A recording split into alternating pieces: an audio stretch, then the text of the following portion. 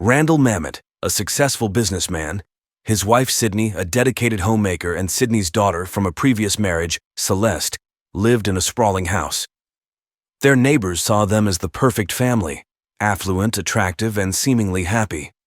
But beneath the polished exterior of manicured lawns and dinner parties, a sinister undercurrent was about to pull the Mamets into a vortex of forbidden desire, betrayal, and ultimately, violence. What began as a typical case of marital discontent would spiral into a shocking tale of taboo romance between stepfather and stepdaughter, culminating in a confrontation that ended in twisted death and others' lives shattered beyond repair.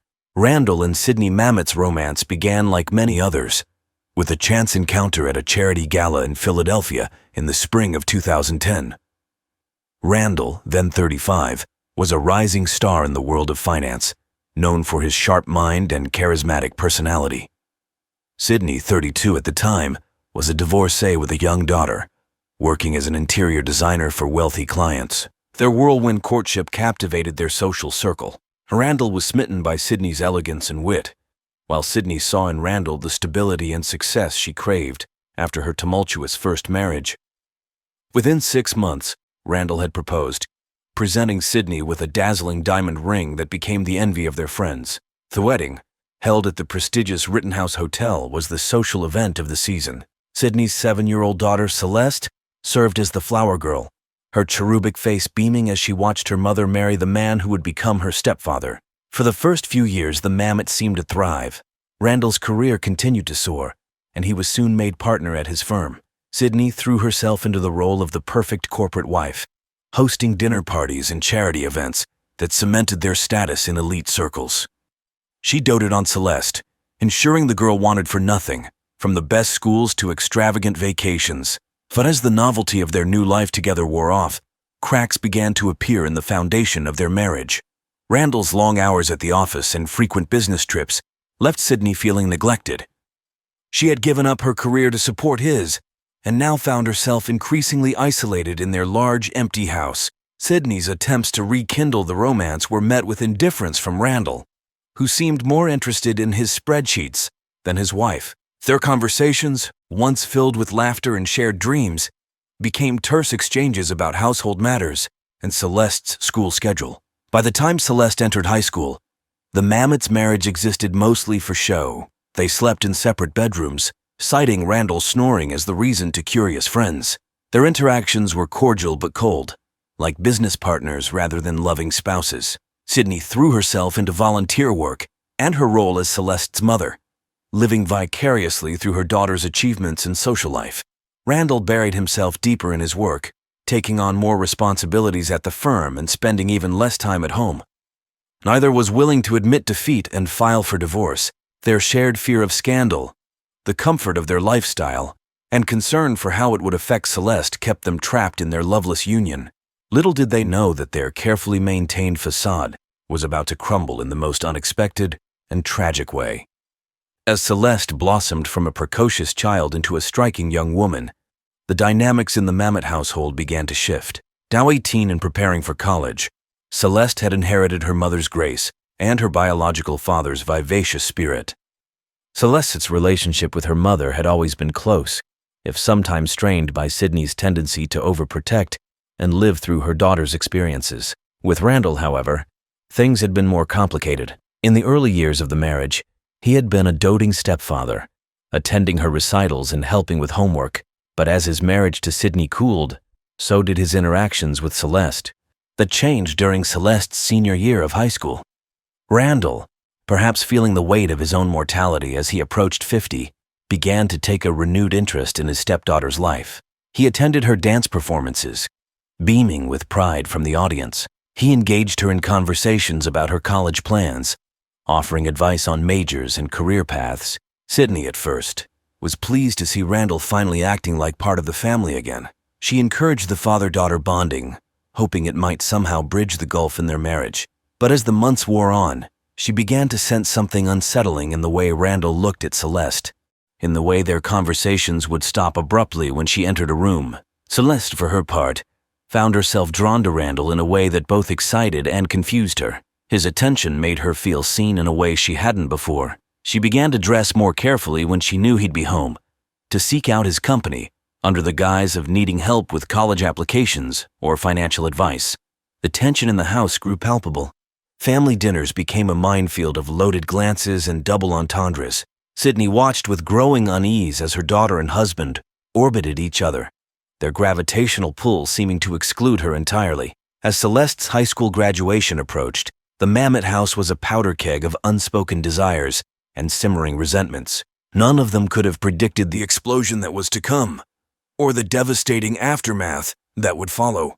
The line between appropriate stepfather-stepdaughter affection and something more sinister was crossed on a rainy night in April, just weeks before Celeste's graduation. Sydney was out of town for a charity event, leaving Randall and Celeste alone in the house. They had settled in to watch a movie, a bottle of wine between them. Randall reasoning that at 18 Celeste was old enough for a glass or two under parental supervision. As the wine flowed and the storm raged outside, their inhibitions lowered. Celeste, emboldened by alcohol and the charged atmosphere, confessed to Randall that she had always found him attractive. Randall, his judgment clouded and his loneliness overwhelming, responded not with the fatherly dismissal he should have, but with a confession of his own growing feelings. One touch led to another, and soon they found themselves entangled on the couch, years of suppressed attraction exploding into a passionate encounter. The next morning brought with it shame, confusion, and the thrill of forbidden fruit tasted. Both Randall and Celeste swore it would never happen again, that it was a mistake born of loneliness and wine. But the dam had broken, and the flood of desire was not so easily contained. Stolen glances became stolen kisses, furtive touches beneath the dinner table, coded text messages arranging clandestine meetings. They justified their actions to themselves and each other. Randall wasn't Celeste's real father, they reasoned.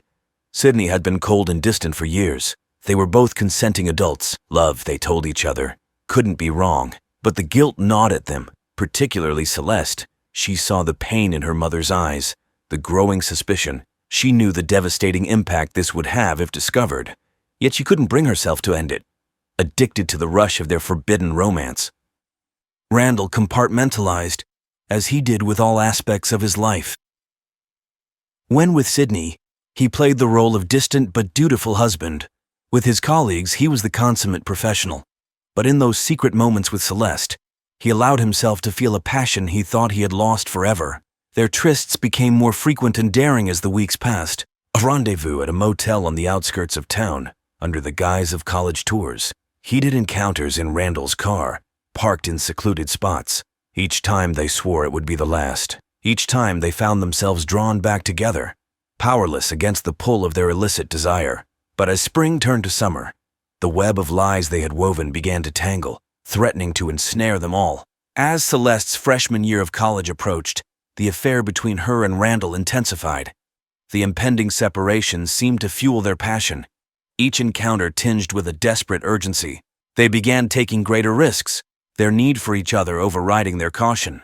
Randall started finding excuses to visit Celeste at her college campus, a mere 2-hour drive away. He would claim business meetings in the area, when in reality he was spending long, luxurious afternoons tangled in the sheets of Celeste's dorm room. Celeste, for her part, would invent study groups and extracurricular activities to explain her frequent trips home on weekends.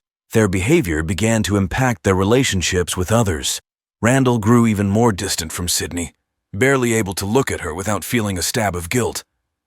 He threw himself into his work with renewed vigor, using it as both an escape and an excuse for his absences. Celeste struggled to connect with her college peers, always holding back, always guarding her explosive secret.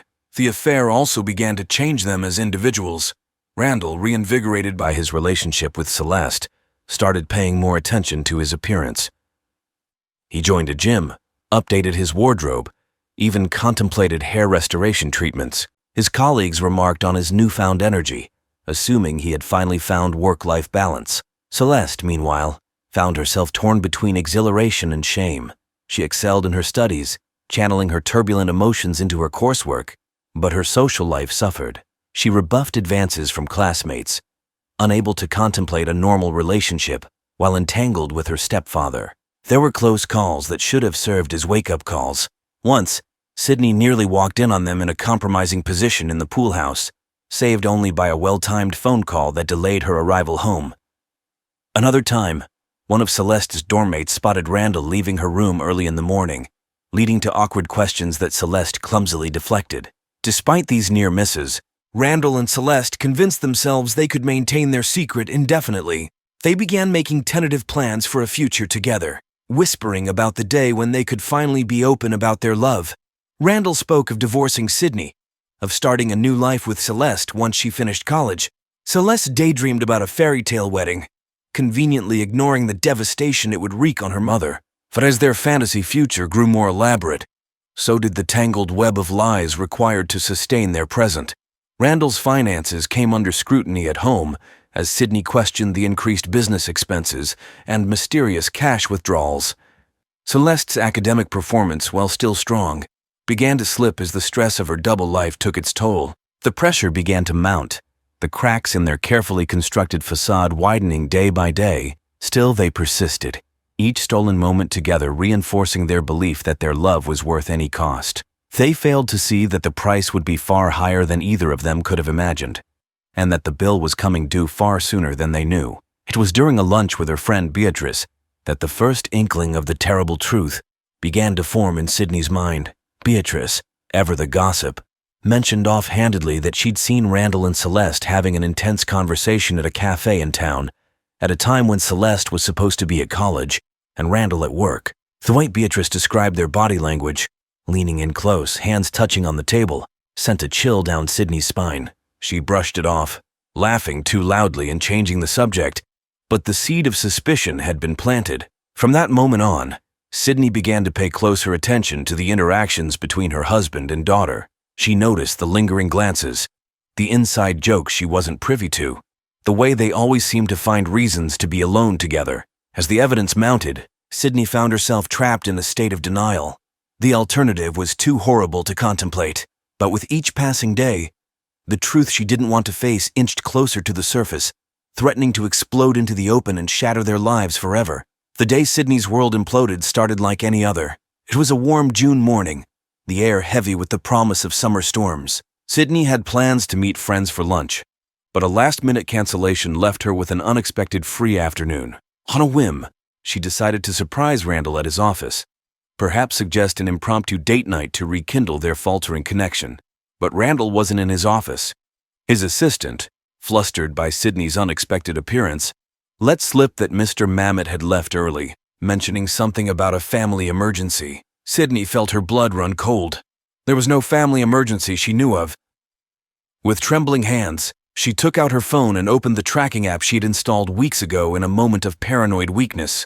The pulsing dot of Randall's location appeared not at home, not at any hospital, but at a nondescript address on the outskirts of town. The drive to that address was a blur. Sydney moved on autopilot, her mind racing through possibilities, each more devastating than the last. She pulled up to a small motel, the kind that rented rooms by the hour, and there in the parking lot was Randall's car. Sydney sat in her vehicle, paralyzed with indecision. Did she really want to know? Couldn't she just drive away, pretend she'd never seen this? But then another car pulled into the lot, Celeste's beat-up college Honda. The world seemed to tilt on its axis as Sydney watched her daughter hurry across the parking lot and knock on one of the motel room doors. It opened, Randall's familiar silhouette visible for a moment before Celeste slipped inside. Sydney sat in stunned silence, her mind refusing to process what her eyes had just witnessed. Seconds stretched into minutes as she stared at the closed motel room door, willing it to be some sort of mistake, a misunderstanding, anything but the betrayal it so clearly was. Finally, operating on instinct rather than conscious thought, Sydney got out of her car. She raised her hand to knock, then paused, her fist trembling in midair. From inside she could hear muffled laughter, Celeste's musical giggle, Randall's deeper chuckle. The sounds of happiness and intimacy twisted like a knife in her gut. With a deep breath, Sydney steeled herself and rapped sharply on the door. The laughter inside abruptly ceased, replaced by hushed, panicked whispers. She knocked again, louder this time, her calm facade cracking as she called out.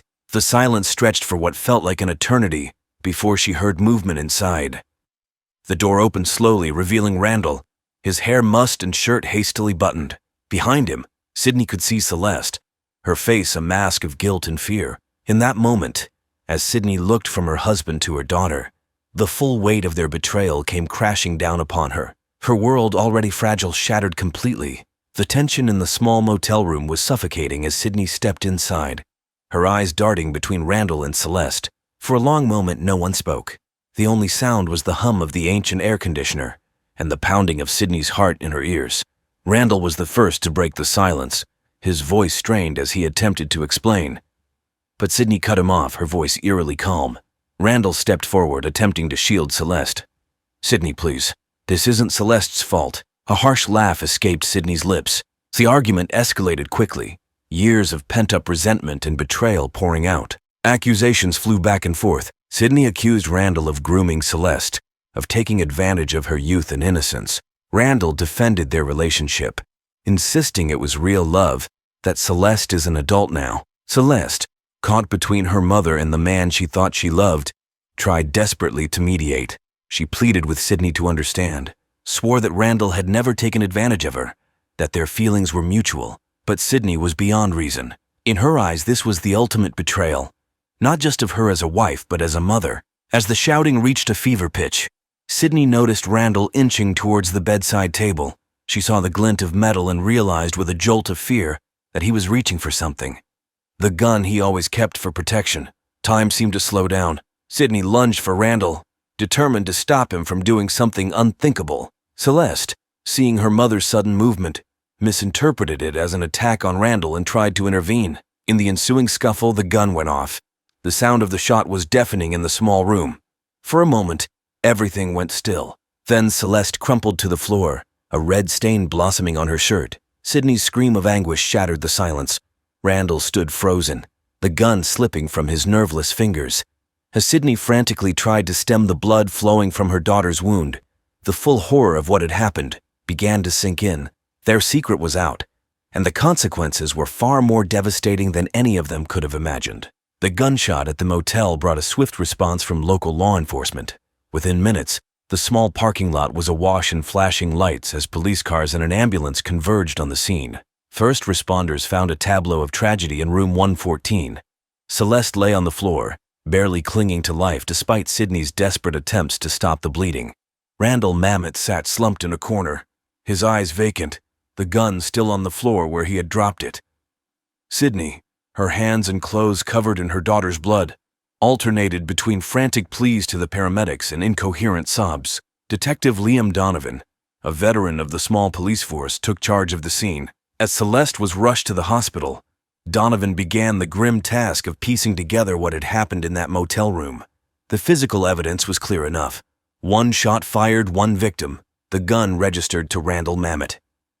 But the why of it all was murkier. Initial questioning of Sydney and Randall yielded conflicting stories, both too distraught to provide a coherent account of events. As news of the shooting spread, the quiet community was rocked by shock and disbelief. The Mamets had always seemed like the perfect family, successful, respected, involved in local charities. The idea that such violence could erupt among them was almost inconceivable to their neighbors and friends. In the days that followed, as Celeste fought for her life in the ICU, Detective Donovan and his team worked tirelessly to unravel the truth. They combed through phone records, interviewed friends and colleagues, and dug into the family's background. Slowly, a picture began to emerge of a family not nearly as perfect as their polished exterior suggested. As Detective Donovan delved deeper into the Mamet case, the facade of the perfect family crumbled rapidly. Interviews with family friends and colleagues painted a picture of a marriage long devoid of love, held together by appearances and financial convenience. Beatrice Whitaker, Sydney's closest friend, provided crucial information about Sydney's growing suspicions in the months leading up to the shooting. She recounted tearful lunches where Sydney had confided her fears about Randall's possible infidelity, never suspecting the true nature of his betrayal. Randall's co-workers described a man who had seemed rejuvenated in recent months, speaking often of a new love in his life. They had assumed he was having a typical midlife crisis affair, never imagining the object of his affection was his own stepdaughter. But it was Celeste's college roommate who provided the most damning evidence. Once assured of police confidentiality, Zoe shared a trove of text messages Celeste had sent her. detailing the affair with Randall in the sort of giddy, love-struck language typical of a young woman in the throes of what she believed to be true love. The digital trail proved to be a goldmine for investigators. Subpoenaed phone records showed hundreds of calls and messages between Randall and Celeste, often at odd hours. Financial records showed a pattern of expensive gifts from Randall to Celeste, jewelry, designer clothes, even a car, all carefully hidden from Sydney. There were records of hotel stays, weekend getaways disguised as business trips or college visits. As the evidence mounted, the full extent of Randall and Celeste's deception became clear. This was no sudden passion, no momentary lapse in judgment. Their affair had been going on for over a year, meticulously planned and hidden from Sydney and the world. The revelation of the affair shed new light on the events in the motel room. What had first appeared to be a case of accidental discharge during a heated argument now looked more like a potential crime of passion. As Celeste slowly recovered in the hospital, the question on everyone's mind was, who had really pulled the trigger? Was it Randall attempting to silence Celeste to save himself? Sydney in a fit of rage at their betrayal? Or Celeste herself, overcome with guilt and shame when confronted by her mother? The truth, Detective Donovan suspected, might be more complex than any of them had initially thought. District Attorney took personal charge of the case. After reviewing the evidence gathered by Detective Donovan and his team, she made the decision to charge both Randall and Sydney Mamet with attempted murder. Randall, once the picture of corporate success, appeared haggard and defeated in his orange jumpsuit. His defense team, led by high-powered attorney Xavier Brockton, argued that the shooting had been a tragic accident, the result of a struggle for the gun during a heated family argument. Sydney, by contrast, seemed to have aged years in the weeks since the incident. Her lawyer painted her as a victim, a woman betrayed by her husband and daughter, who had acted in self-defense when she believed Randall was reaching for the gun to silence them both. The question of Celeste's role in the incident loomed large over the proceedings. As the only witness to the shooting besides her parents, her testimony would be crucial.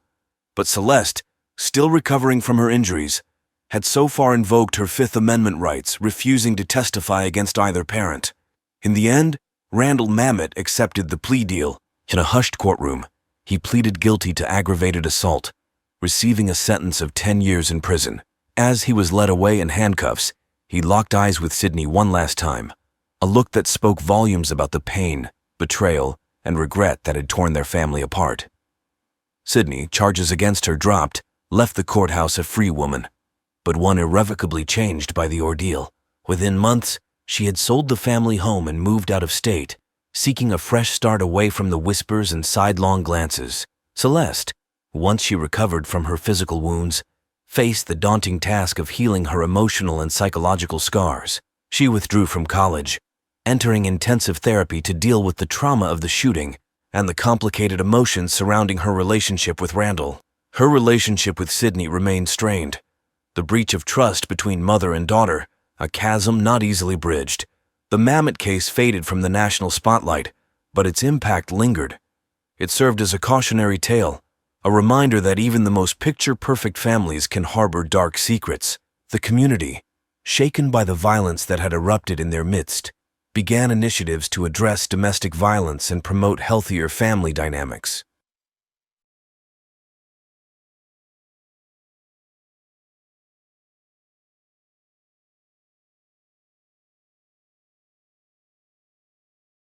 The Hargroves and the Velasquez families, to all outward appearances, were living the American dream. Their manicured lawns and hybrid cars in the driveways gave no hint of the tempest brewing behind closed doors. Liam and Rachel Hargrove had been college sweethearts, married for 15 years. Liam, a software engineer for a local tech startup, was known for his dry wit and passion for homebrewing. Rachel, a pediatric nurse, volunteered at the neighborhood watch and was always ready with a plate of her famous lavender shortbread for new neighbors. They were the couple others looked to as a model of stability and success. Just 2 doors down lived Rafael and Marisol Velasquez. Rafael, a charismatic restaurateur, had moved from Mexico City a decade ago to open what would become the hottest fusion taqueria. His wife Marisol, a yoga instructor and part-time translator, was beloved for her vibrant energy and warm hugs. Their whirlwind romance had culminated in a beachside wedding in Tulum just 5 years prior. The two couples had become fast friends shortly after the Velasquez moved in. Bonding over weekend barbecues and a shared love for wineries, they vacationed together and celebrated holidays as a unit. To their friends and neighbors, they were the picture of modern multicultural friendship. But beneath the surface of potlucks and game nights, a current of restlessness was growing, a longing for excitement, for newness, for the spark that had faded in the routines of married life. It was this unspoken desire that would lead them down a path from which there was no return. The idea first surfaced on a crisp autumn evening, as the four friends lounged in the Hargroves' hot tub, steam rising into the star-studded sky. The wine had been flowing freely, loosening tongues and lowering inhibitions. Raphael, always the jokester, had made a quip about wife-swapping that hung in the air a beat too long before nervous laughter dispersed it. But the seed had been planted. Over the next few weeks, the joke resurfaced, each time met with less laughter and more contemplative silence. It was Rachel who finally broached the subject seriously, during one of the couple's regular dinner dates. "We're all adults here," she began, her voice steady despite the trembling of her hands beneath the table. "Maybe there's something to this idea, a way to spice things up." The silence that followed was deafening. Marisol's eyes widened, darting between her husband and friends. Liam stared intently at his plate. It was Raphael who broke the tension, his usual grin replaced by a look of thoughtful consideration. The conversation that followed lasted deep into the night. Boundaries were discussed, scenarios explored, concerns voiced. Liam, initially the most hesitant, found himself warming to the idea as the others talked through the logistics. Marisol, surprisingly, was the most enthusiastic once the initial shock wore off. "It's just physical, right?" she said, her dark eyes sparkling with a mix of excitement and apprehension. "No feelings involved, a temporary arrangement to explore and then return to our partners." They agreed to think it over individually, and as couples before making any decisions. The next week was filled with hushed conversations behind closed doors, furtive glances across the street, and more than one sleepless night spent staring at the ceiling, imagining possibilities. When they reconvened, the decision was unanimous if tentative. They would try it, just once, to see how it felt. Rules were established: a 1-month time frame, complete honesty with their original partners, and the freedom to call it off at any time if anyone felt uncomfortable. As they raised their glasses to seal the agreement, none of them could have foreseen the tragedy that would unfold from this moment of adventurous curiosity. The die was cast, and the wheel of fate had begun to turn. The agreed-upon evening arrived with a palpable tension in the air.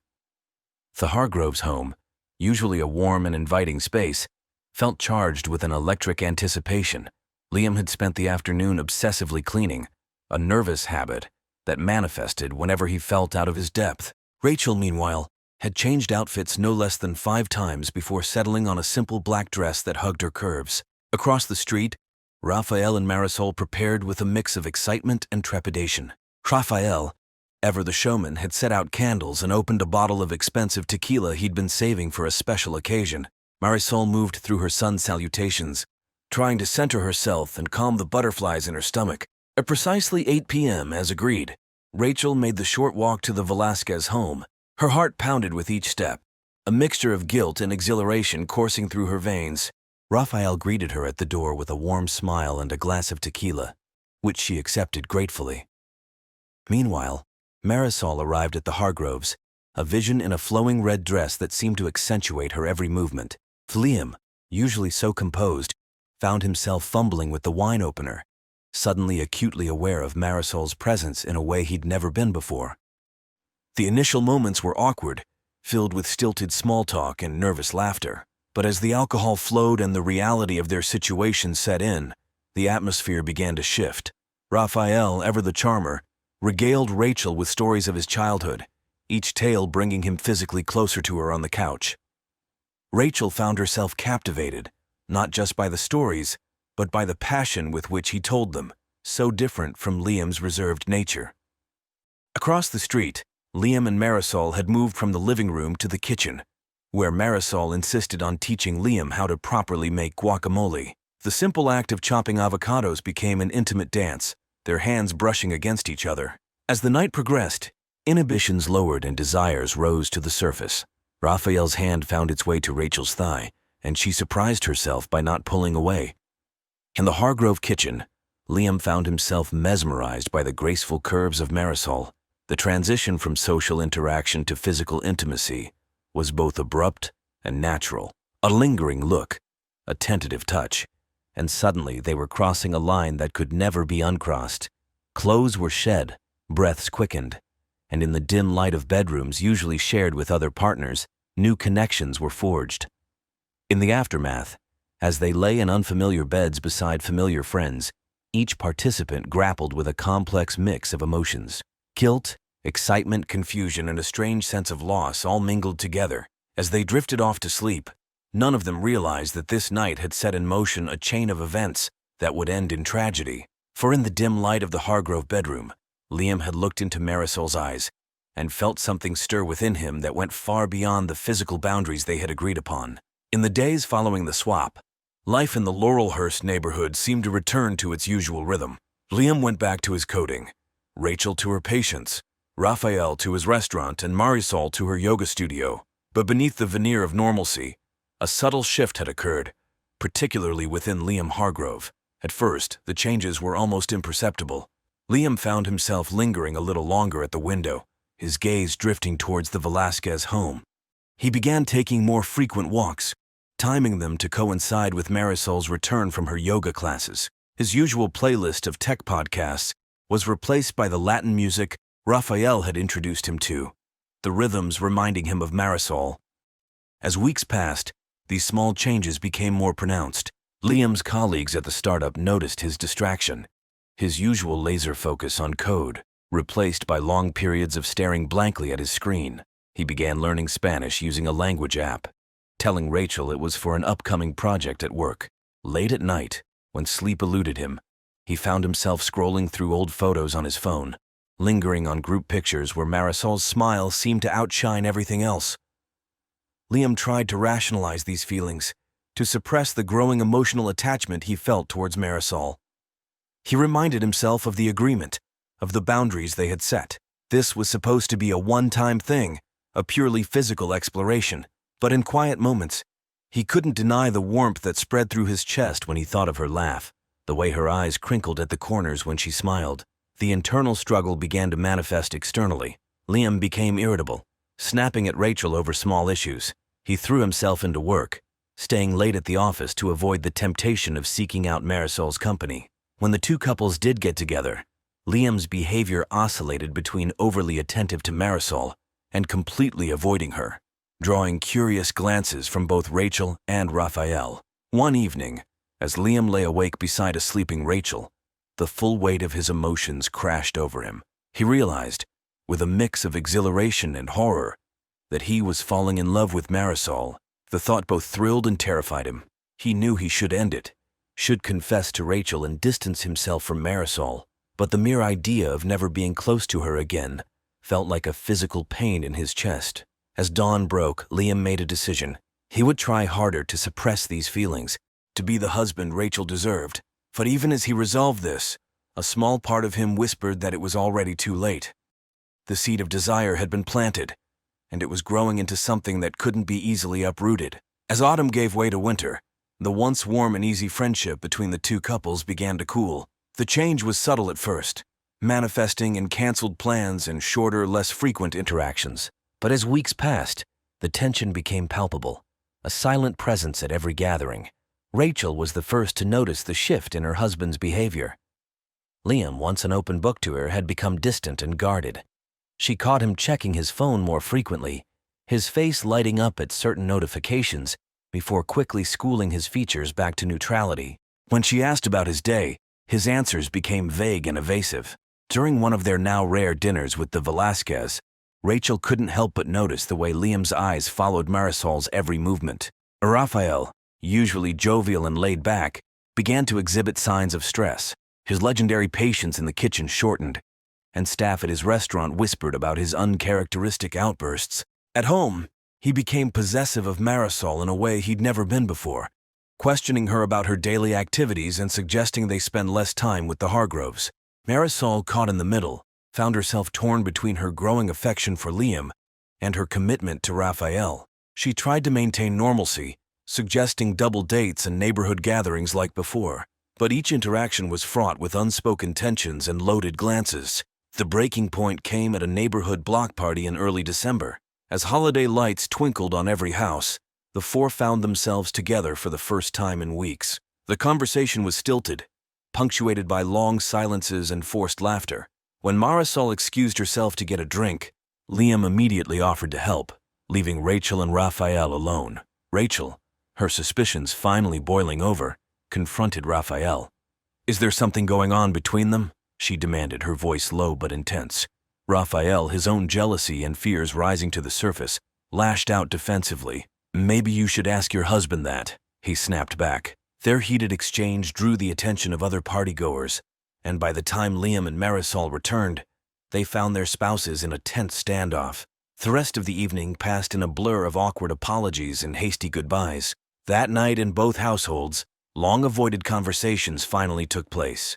Accusations were made, denials issued, and tears shed. Rachel demanded answers from Liam, her voice cracking as she asked if he was in love with Marisol. Liam's hesitation before his denial was all the confirmation she needed. Across the street, Raphael's jealousy exploded into a rage that left Marisol shaken. His accusations of betrayal and demands for the truth echoed through their home, a jarring contrast to the peaceful life they'd built. As the night wore on, all four individuals grappled with the realization that their simple agreement had spiraled into something far more complicated and potentially destructive. The foundation of trust that had supported their friendships and marriages was crumbling, and in its place, a volatile mix of love, jealousy, and resentment was taking root. January 15th dawned cold and gray, a thick fog hanging over the town like a portent of the tragedy to come. The weeks following the block party confrontation had been tense, with both couples retreating into themselves, communication reduced to terse texts and avoided glances across the street. That evening, Liam sat in his home office, ostensibly working late but in reality lost in thoughts of Marisol. The sound of the front door opening and closing jolted him from his reverie. Rachel's voice, tight with barely controlled emotion, called out his name. In the living room, Liam found not just Rachel but Raphael and Marisol as well. The atmosphere was charged, Raphael's face a mask of barely contained fury, Marisol's eyes red-rimmed and pleading. Rachel stood apart, her posture rigid, arms crossed defensively across her chest. "We need to talk," Rachel began, her voice trembling slightly. "All of us. This has gone on long enough." What followed was a maelstrom of emotions, years of friendship, and months of hidden feelings exploding into the open. Raphael accused Liam of pursuing Marisol, of trying to steal her away. Rachel, tears streaming down her face, demanded to know how long the affair had been going on. Marisol, caught between her growing feelings for Liam and her loyalty to Raphael, tried desperately to calm the situation. Liam, overwhelmed by the onslaught, initially retreated into denial. But as the accusations flew and emotions heightened, something inside him snapped. In a moment of reckless honesty, he confessed his feelings for Marisol, his words cutting through the chaos like a knife. Raphael, his face contorting with rage, lunged at Liam. The two men grappled, years of friendship evaporating in an instant as fists flew and furniture toppled. Rachel screamed for them to stop, her pleas drowned out by the sounds of the struggle. Marisol tried to intervene, attempting to pull Raphael away, but was shoved aside in the chaos. In the frenzy, no one noticed Raphael's hand closing around a heavy crystal vase. It wasn't until the sickening thud of crystal meeting flesh and bone echoed through the room that everything froze. Liam crumpled to the ground, blood pooling rapidly around his head. The vase slipped from Raphael's hand, shattering on the hardwood floor. For a moment, no one moved, the scene before them too horrific to comprehend. It was Rachel who broke the paralysis, her nurse's training kicking in as she rushed to Liam's side. Her fingers frantically sought a pulse as she barked orders at the others to call 911. Marisol, shaking uncontrollably, fumbled with her phone, her tear-blurred vision making it hard to dial. Raphael stood motionless, his face a mask of shock and disbelief at what he had done. The sound of sirens in the distance broke through the haze, snapping him back to the horrifying reality of the situation.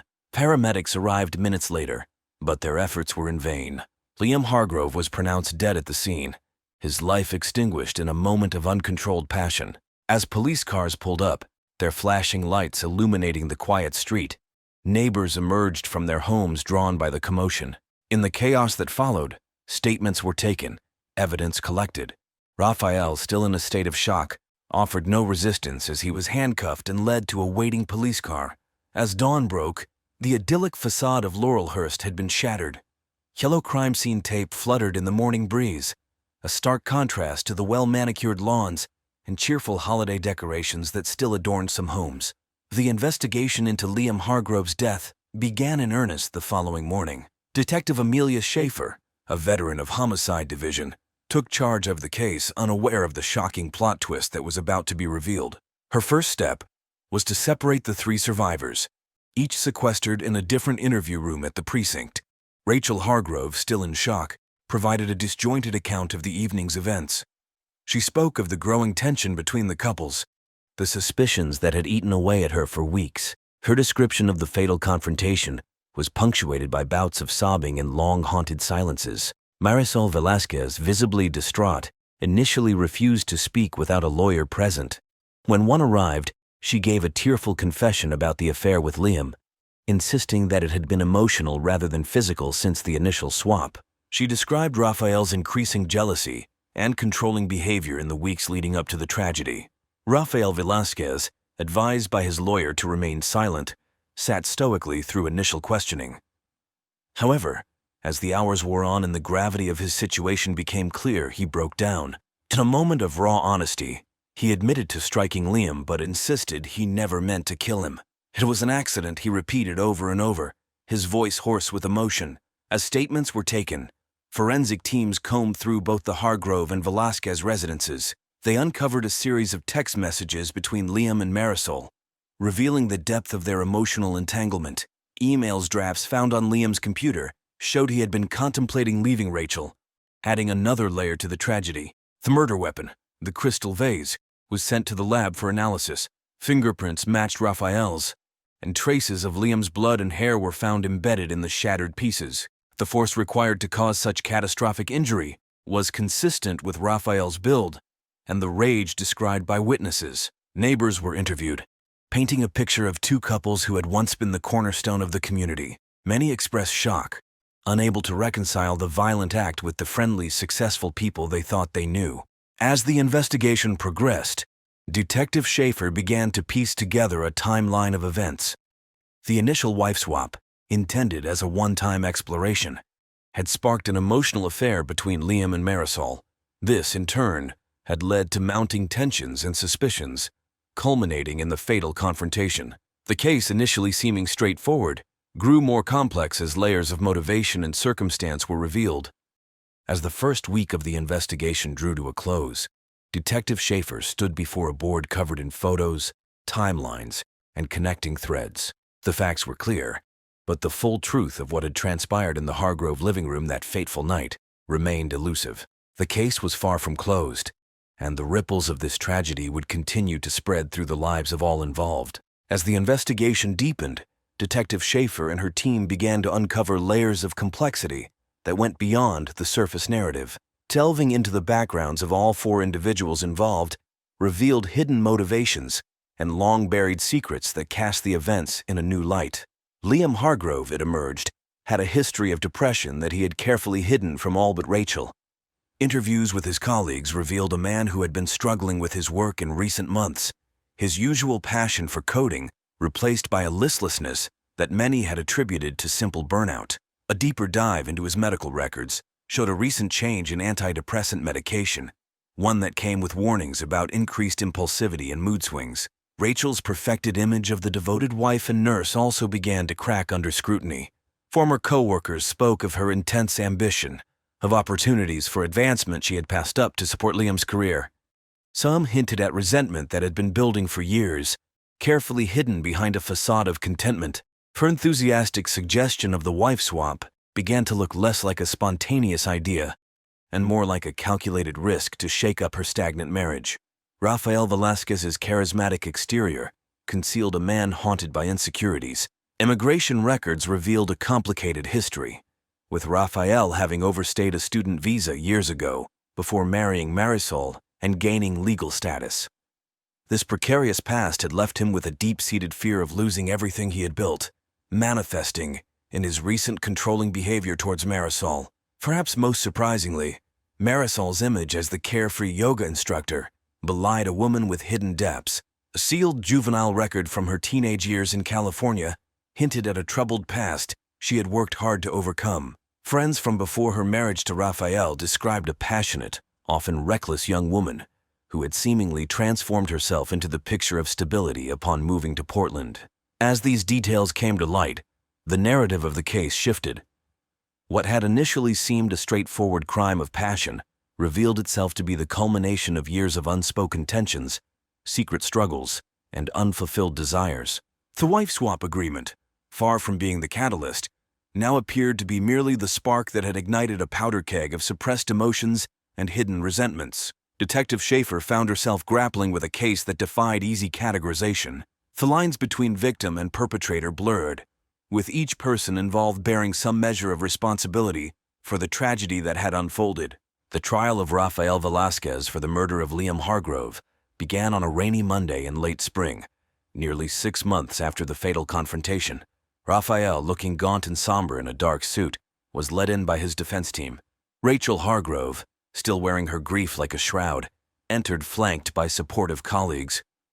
Marisol, who would be testifying for both the prosecution and the defense, slipped in through a side entrance, her once vibrant presence dimmed by months of guilt and public scrutiny. Inside the courtroom, District Attorney laid out the prosecution's case. She painted a picture of Raphael as a man consumed by jealousy, who had lashed out in a premeditated act of violence. The crystal vase, she argued, had been grabbed with intent, the fatal blow delivered with the full force of Raphael's rage. In contrast, Raphael's defense team presented their client as a man pushed to the breaking point. They spoke of the sanctity of marriage, of the betrayal Raphael had suffered, and of the confrontation as a moment of temporary insanity rather than calculated murder. Over the next 3 weeks, a parade of witnesses took the stand. Forensic experts debated the force and angle of the fatal blow. Neighbors recounted the gradual shift in dynamics between the two couples. Colleagues and friends of both Liam and Raphael testified to their states of mind in the weeks leading up to the tragedy. As the trial neared its end, both the prosecution and defense made impassioned final arguments. The judge, taking into account Raphael's unique circumstances of the case, sentenced him to 18 years in prison with the possibility of parole after 12 years.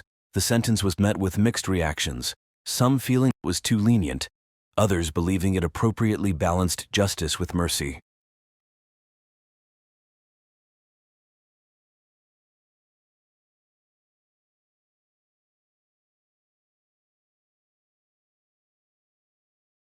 Saffron Callahan was a force to be reckoned with. From a young age, she exhibited a fierce determination and an insatiable curiosity that set her apart from her peers. Born to Liam and Fiona Callahan, Saffron's early years were marked by instability.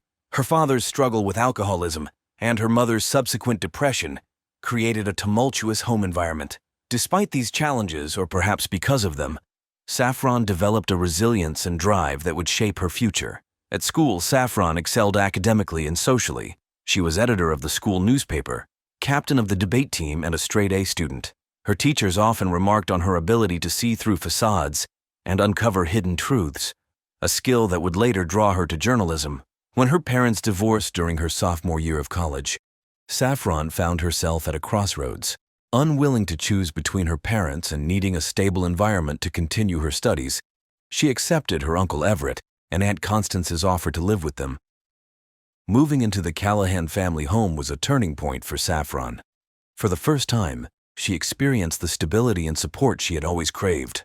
Everett, in particular, took an interest in nurturing her talents, often engaging her in discussions about politics, business, and current events. Everett Callahan was the epitome of the American dream. At 45, he had built a real estate empire from the ground up, transforming it into one of the most successful firms in the Northeast. His magnetic personality and sharp business acumen had earned him both admirers and enemies in equal measure. Standing tall with salt and pepper hair, Everett cut an imposing figure. He had a way of commanding any room he entered, his charm and wit drawing people in like moths to a flame. Everett's childhood had been markedly different from his current life of luxury. Growing up in a working-class family, He had learned the value of hard work and ambition from an early age. His father, a construction worker, and his mother, a waitress, had instilled in him a drive to succeed that bordered on obsession. After putting himself through college and business school, Everett had thrown himself into the world of real estate. His ability to spot potential where others saw only dilapidation had quickly set him apart from his peers. Within a decade, he had transformed the company from a small local firm into a regional powerhouse. To the outside world, Everett appeared to have it all: a beautiful wife, 2 children, a successful business, and a reputation as a pillar of the community. He served on the boards of several charities and was a generous donor to local causes. However, beneath this perfect exterior lurked a restlessness that Everett struggled to quell. Despite his outward success, Everett battled with a persistent feeling of emptiness. The thrill of closing deals and amassing wealth had begun to wane, leaving him searching for new sources of excitement. Everett's relationship with his niece, Saffron, added another layer of complexity to his life. He saw in her a kindred spirit, someone who shared his drive and ambition. As she grew older, he found himself drawn to her in ways that both excited and disturbed him. The line between avuncular affection and something more sinister began to blur, setting the stage for the tragedy that was to come. It was a crisp autumn evening when Saffron's world turned upside down. She had been working late at the local newspaper, where she had secured an internship, when she realized she had left her laptop charger at home. Knowing her aunt and uncle were supposed to be at a charity gala that evening, she decided to swing by the house to retrieve it. As Saffron pulled into the driveway, she noticed her uncle's car parked in its usual spot.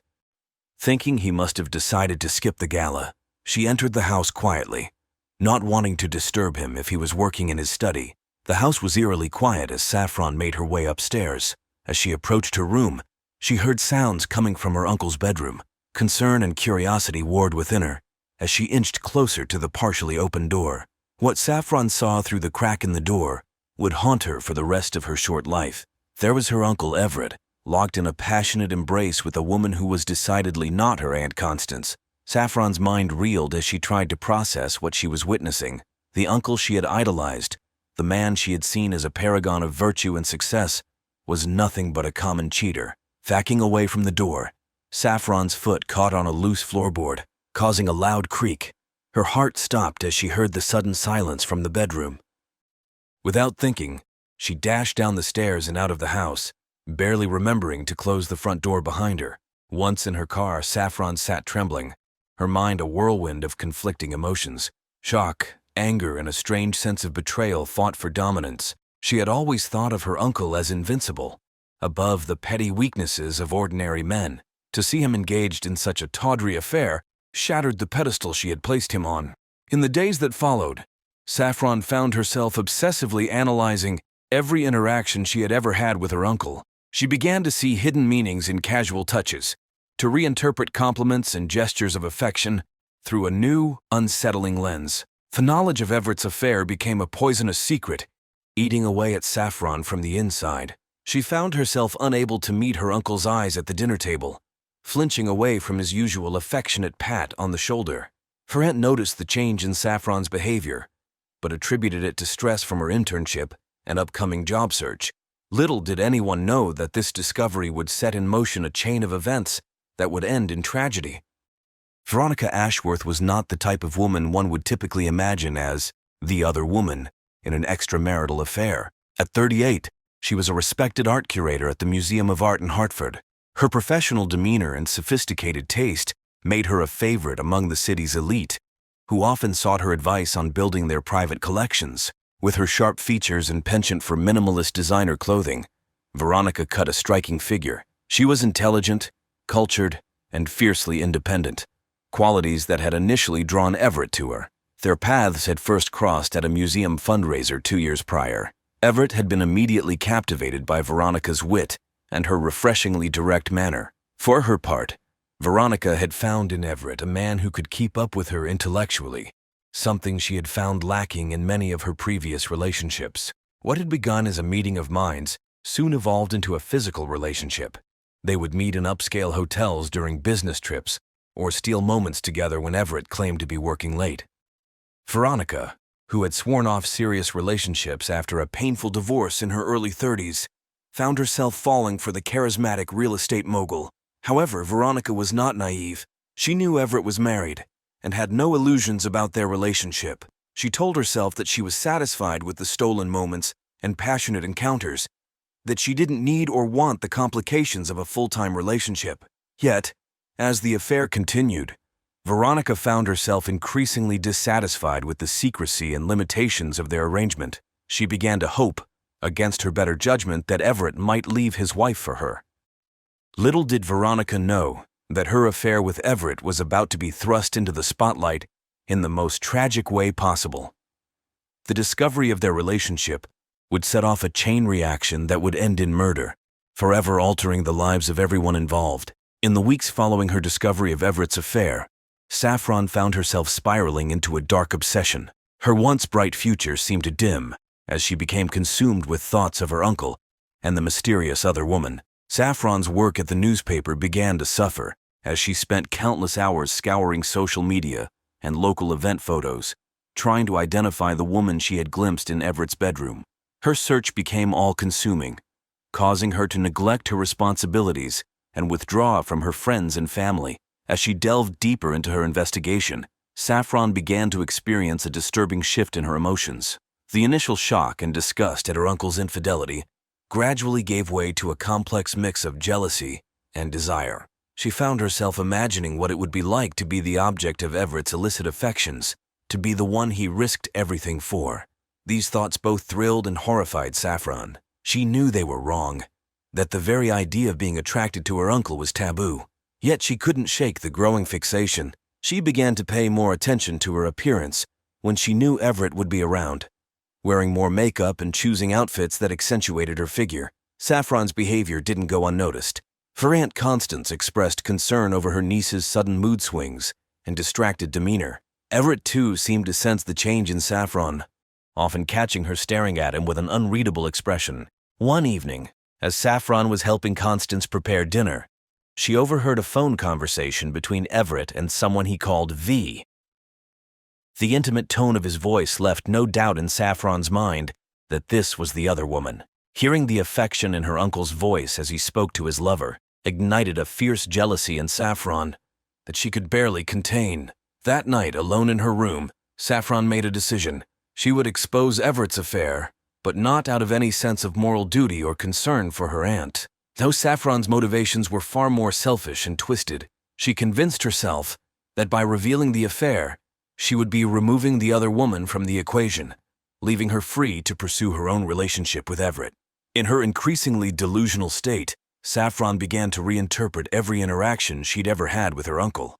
The proud smile he'd given her at her high school graduation, the long conversations they'd had about her future, the comforting hug he'd offered when she was upset. All of these took on new, inappropriate meanings in Saffron's mind.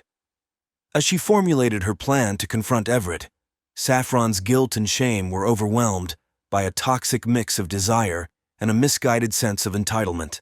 She had convinced herself that she understood Everett in a way no one else did, that they shared a special connection that transcended their familial relationship. Little did Saffron know that her descent into obsession was leading her down a path from which there would be no return. The once promising young journalist was now on a collision course with tragedy, driven by desires she barely understood, and a jealousy that would ultimately prove fatal. On a rainy Tuesday evening, Saffron decided it was time to put her plan into action. Saffron found Everett in his study, poring over some blueprints for a new development. She knocked on the open door, her heart pounding so loudly Everett looked up, his face breaking into a warm smile that made Saffron's knees weak. "Everett, is it all right if I talk to you about something?" Saffron's voice quavered slightly as she spoke. Noticing her serious tone, Everett's expression shifted to one of concern. "Of course, what's on your mind?" Saffron closed the door behind her and took a deep breath. "I know about your affair, Uncle Everett." The color drained from Everett's face as he stared at his niece in shock. "I saw you that night you were supposed to be at the gala. I came home and saw you with her." She paused, gathering her courage for what she was about to say next. "And I want you to know that it's okay. I understand." Everett's shock turned to confusion. "This isn't something you should be involved in. It's complicated, and it's not what you think." Taking a step closer to her uncle, Saffron's voice dropped to a near whisper. I think it's exactly what I think. You're not happy with Aunt Constance. You need someone who truly understands you. Someone who can match your passion and ambition. With each word, she moved closer, until she was standing directly in front of Everett's desk. Everett stood abruptly, his chair scraping loudly against the hardwood floor. Saffron, this conversation needs to end right now. You're my niece, and what you're implying is completely inappropriate. But Saffron was too far gone in her delusion to heed the warning in Everett's voice. In a move that would forever alter the course of both their lives, she circled the desk and pressed herself against him. For a moment, time seemed to stand still. Everett looked down at his niece, a mix of emotions playing across his face. Shock, anger, and something darker that Saffron mistook for desire. Then, with a forceful push, he shoved her away from him. What do you think you're doing? Have you lost your mind? The rejection hit Saffron like a physical blow. She stumbled backwards, her face flushing with humiliation and anger. Neither of them could have known in that moment how this confrontation would set in motion a series of events that would end in tragedy. The lines had been crossed and there was no going back. In the days following the confrontation, an uneasy tension settled over the Callahan household. Saffron avoided Everett as much as possible, shame and anger warring within her. Everett, for his part, seemed determined to pretend nothing had happened, maintaining a facade of normalcy that only heightened Saffron's distress. It was on a Friday evening, nearly 2 weeks after the incident in the study, that everything changed. Constance had taken the children to visit her parents for the weekend, leaving Everett and Saffron alone in the house. Saffron had been planning to spend the evening out with friends, a desperate attempt to escape the suffocating atmosphere at home. As she was heading out the door, Everett called out to her, "Saffron, can we talk for a moment?" Everett gestured for her to join him in the living room. "I think we need to clear the air about what happened." Saffron sat stiffly on the edge of the sofa, her body tense. "I'd rather not talk about it. Can we just forget it ever happened?" Everett sighed, running a hand through his hair. "I don't think we can." Something in his tone made Saffron look up, meeting his eyes for the first time in weeks. What she saw there made her breath catch in her throat. Gone was the anger and disgust she had expected. Instead, she saw a mixture of guilt, desire, and resignation that mirrored her own conflicted emotions. In that moment, the dynamic between them shifted irrevocably. Everett moved closer, his voice low and intense. "This is wrong, Saffron. We both know it's wrong. But I haven't been able to stop thinking about you." What followed was a passionate, frenzied encounter that left them both breathless and filled with equal parts exhilaration and shame. As they lay tangled together on the sofa, the full weight of what they had done began to settle over them. In the weeks that followed, Everett and Saffron engaged in a dangerous dance of stolen moments and secret rendezvous. They both knew what they were doing was wrong, that it could destroy their family if anyone ever found out. But the thrill of their forbidden relationship, combined with the genuine affection and understanding they shared, proved too addictive to give up. Little did they know that their illicit affair was building towards a catastrophic conclusion. The web of lies and betrayal they were weaving would soon unravel with deadly consequences. As Everett and Saffron's secret relationship intensified, the atmosphere in the Callahan home grew increasingly strained. Constance, though unaware of the true nature of the situation, sensed that something was amiss. She noticed the furtive glances between her husband and niece, the way they seemed to tense up when in the same room together. The situation came to a head one Saturday afternoon when Constance walked in on Everett and Saffron in what appeared to be an intense, whispered argument. They sprang apart as soon as they noticed her, but Constance had seen enough to arouse her suspicions. "What's going on here?" she asked, her voice laced with concern and a hint of accusation. Saffron mumbled something about a disagreement over a business proposal before hurrying from the room. Everett attempted to smooth things over, claiming he had been giving Saffron advice about her career prospects, but Constance remained unconvinced. From that moment on, Constance began to pay closer attention to her husband and niece's interactions. She noticed how they always seemed to be in the same room, how their conversations would abruptly cease when she entered. A seed of doubt had been planted, and it was beginning to grow. As the weeks passed, the tension in the house became palpable. Family dinners, once a time of lively conversation and laughter, became stilted affairs filled with awkward silences and forced small talk. Constance's attempts to draw out what was wrong were met with deflection from Everett and evasion from Saffron. Unbeknownst to all, The carefully constructed facade of the Callahan family was beginning to crack. The truth, with all its ugly implications, was threatening to burst forth, and when it did, the consequences would be devastating. As autumn gave way to winter, Everett Callahan found himself trapped in a prison of his own making. The initial thrill of his affair with Saffron had long since faded, replaced by a constant, gnawing anxiety. The pressure was coming from all sides. Veronica, unaware of his dalliance with Saffron, had begun to push for more commitment. She wanted him to leave Constance, to start a new life with her. Her patience was wearing thin, and her threats to expose their affair were becoming more frequent and more serious. At home, Constance's suspicions had not abated. Her once trusting nature had been replaced by a quiet watchfulness that set Everett's nerves on edge. He caught her checking his phone when she thought he wasn't looking, noticed her questioning glances when he came home late from work.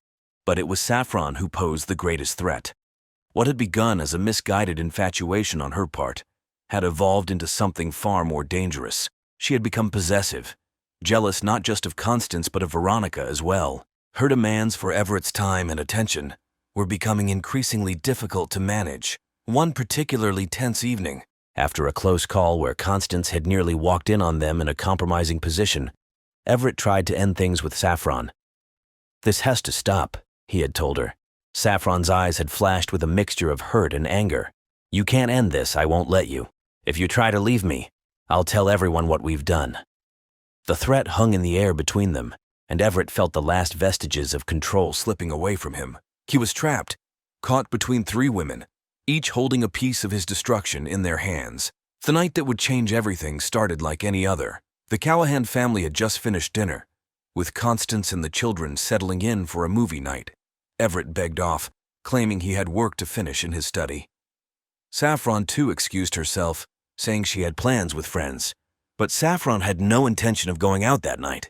Instead, she waited until she was sure the rest of the family was engrossed in their movie before slipping into Everett's study. She found him at his desk, his head in his hands. "We need to talk," Saffron said, closing the door behind her. Saffron moved closer, her eyes blazing with a mixture of hurt and determination. "You need to choose her or me. I won't be your little secret anymore." In that moment, looking at Saffron's face twisted with jealousy and desperation, Everett saw his entire life crumbling before his eyes. Everything he had worked for, everything he had built, was about to be torn apart by this girl's misguided obsession. Something inside Everett broke. With a roar of frustration and fear, he lunged at Saffron, his hands closing around her throat. He wanted to stop her, to silence the threats that were destroying his world. But once he started, he couldn't stop. Saffron's eyes widened in shock and fear as she clawed at his hands, trying to break free. But Everett was stronger, his grip fueled by panic and adrenaline. It was over in minutes. Saffron's struggles weakened, then ceased altogether. When Everett finally came to his senses and released his grip, she crumpled to the floor, lifeless. The discovery of Saffron's body sent shockwaves through the Callahan household and the wider community. It was Constance who found her, alerted by the unusual silence from Everett's study. Her scream of horror brought the children running, and within minutes the house was swarming with police and paramedics. Everett, in a state of shock, had been found sitting in his chair staring blankly at Saffron's body. He offered no resistance as the police led him away, his silence interpreted as stunned grief by the officers on the scene. Detective Lena Kirka, a veteran of the police department's homicide division, was assigned to lead the investigation. From the moment she stepped into the Callahan home, she sensed that this case was far more complex than a simple home invasion gone wrong, which was the initial theory. As she interviewed the family members, inconsistencies began to emerge. Constance, while devastated, seemed to be harboring suspicions about her husband. The children, Rowan and Ivy, spoke of increasing tension in the house over the past few months, particularly between Everett and Saffron. But it was Everett's behavior that raised the most red flags for Detective Kirk. His affect was flat, his responses to questions vague and evasive. He claimed to have been working in his study all evening, not hearing anything until Constance's scream. Yet, the detective noted there were signs of a struggle in the room, and Everett's clothing was disheveled. As the investigation progressed, more questions arose. Why had Saffron lied about going out with friends? What was she doing in Everett's study so late at night? And most intriguingly, Who was the mysterious V that appeared frequently in Saffron's text messages and emails? The autopsy report brought another twist to the case. The cause of death was strangulation, but the medical examiner also found evidence of sexual activity shortly before Saffron's death. This revelation cast the case in a new, disturbing light. As Detective Kirk dug deeper, she began to uncover a web of secrets and lies that ran through the heart of the Callahan family. The picture-perfect facade was crumbling, revealing dark truths that would shock the community to its core.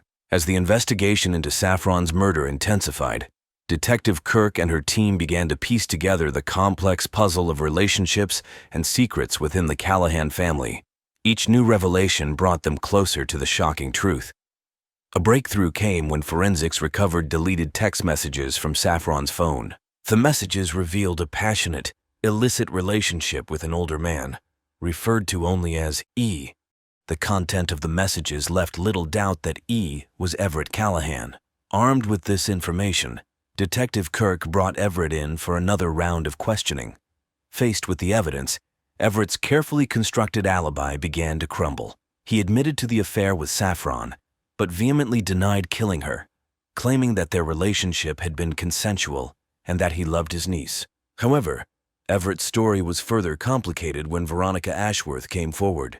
Initially reluctant to involve herself in the investigation, Veronica finally revealed her long-standing affair with Everett after being confronted with evidence linking her to him. Her testimony painted a picture of a man torn between multiple relationships, struggling to keep his various secrets from colliding. Meanwhile, a more thorough search of the Callahan home uncovered a journal hidden in Saffron's room. The entries detailed her growing obsession with her uncle, her discovery of his affair with Veronica, and her plan to confront him on the night of her death. The final entry, dated the day she died, contained a chilling line. "Tonight everything changes. He'll have to choose, her or me." This evidence, combined with the forensic analysis of the crime scene, began to paint a clear picture of what had transpired on that fatal night. DNA evidence found under Saffron's fingernails matched Everett's, indicating a struggle.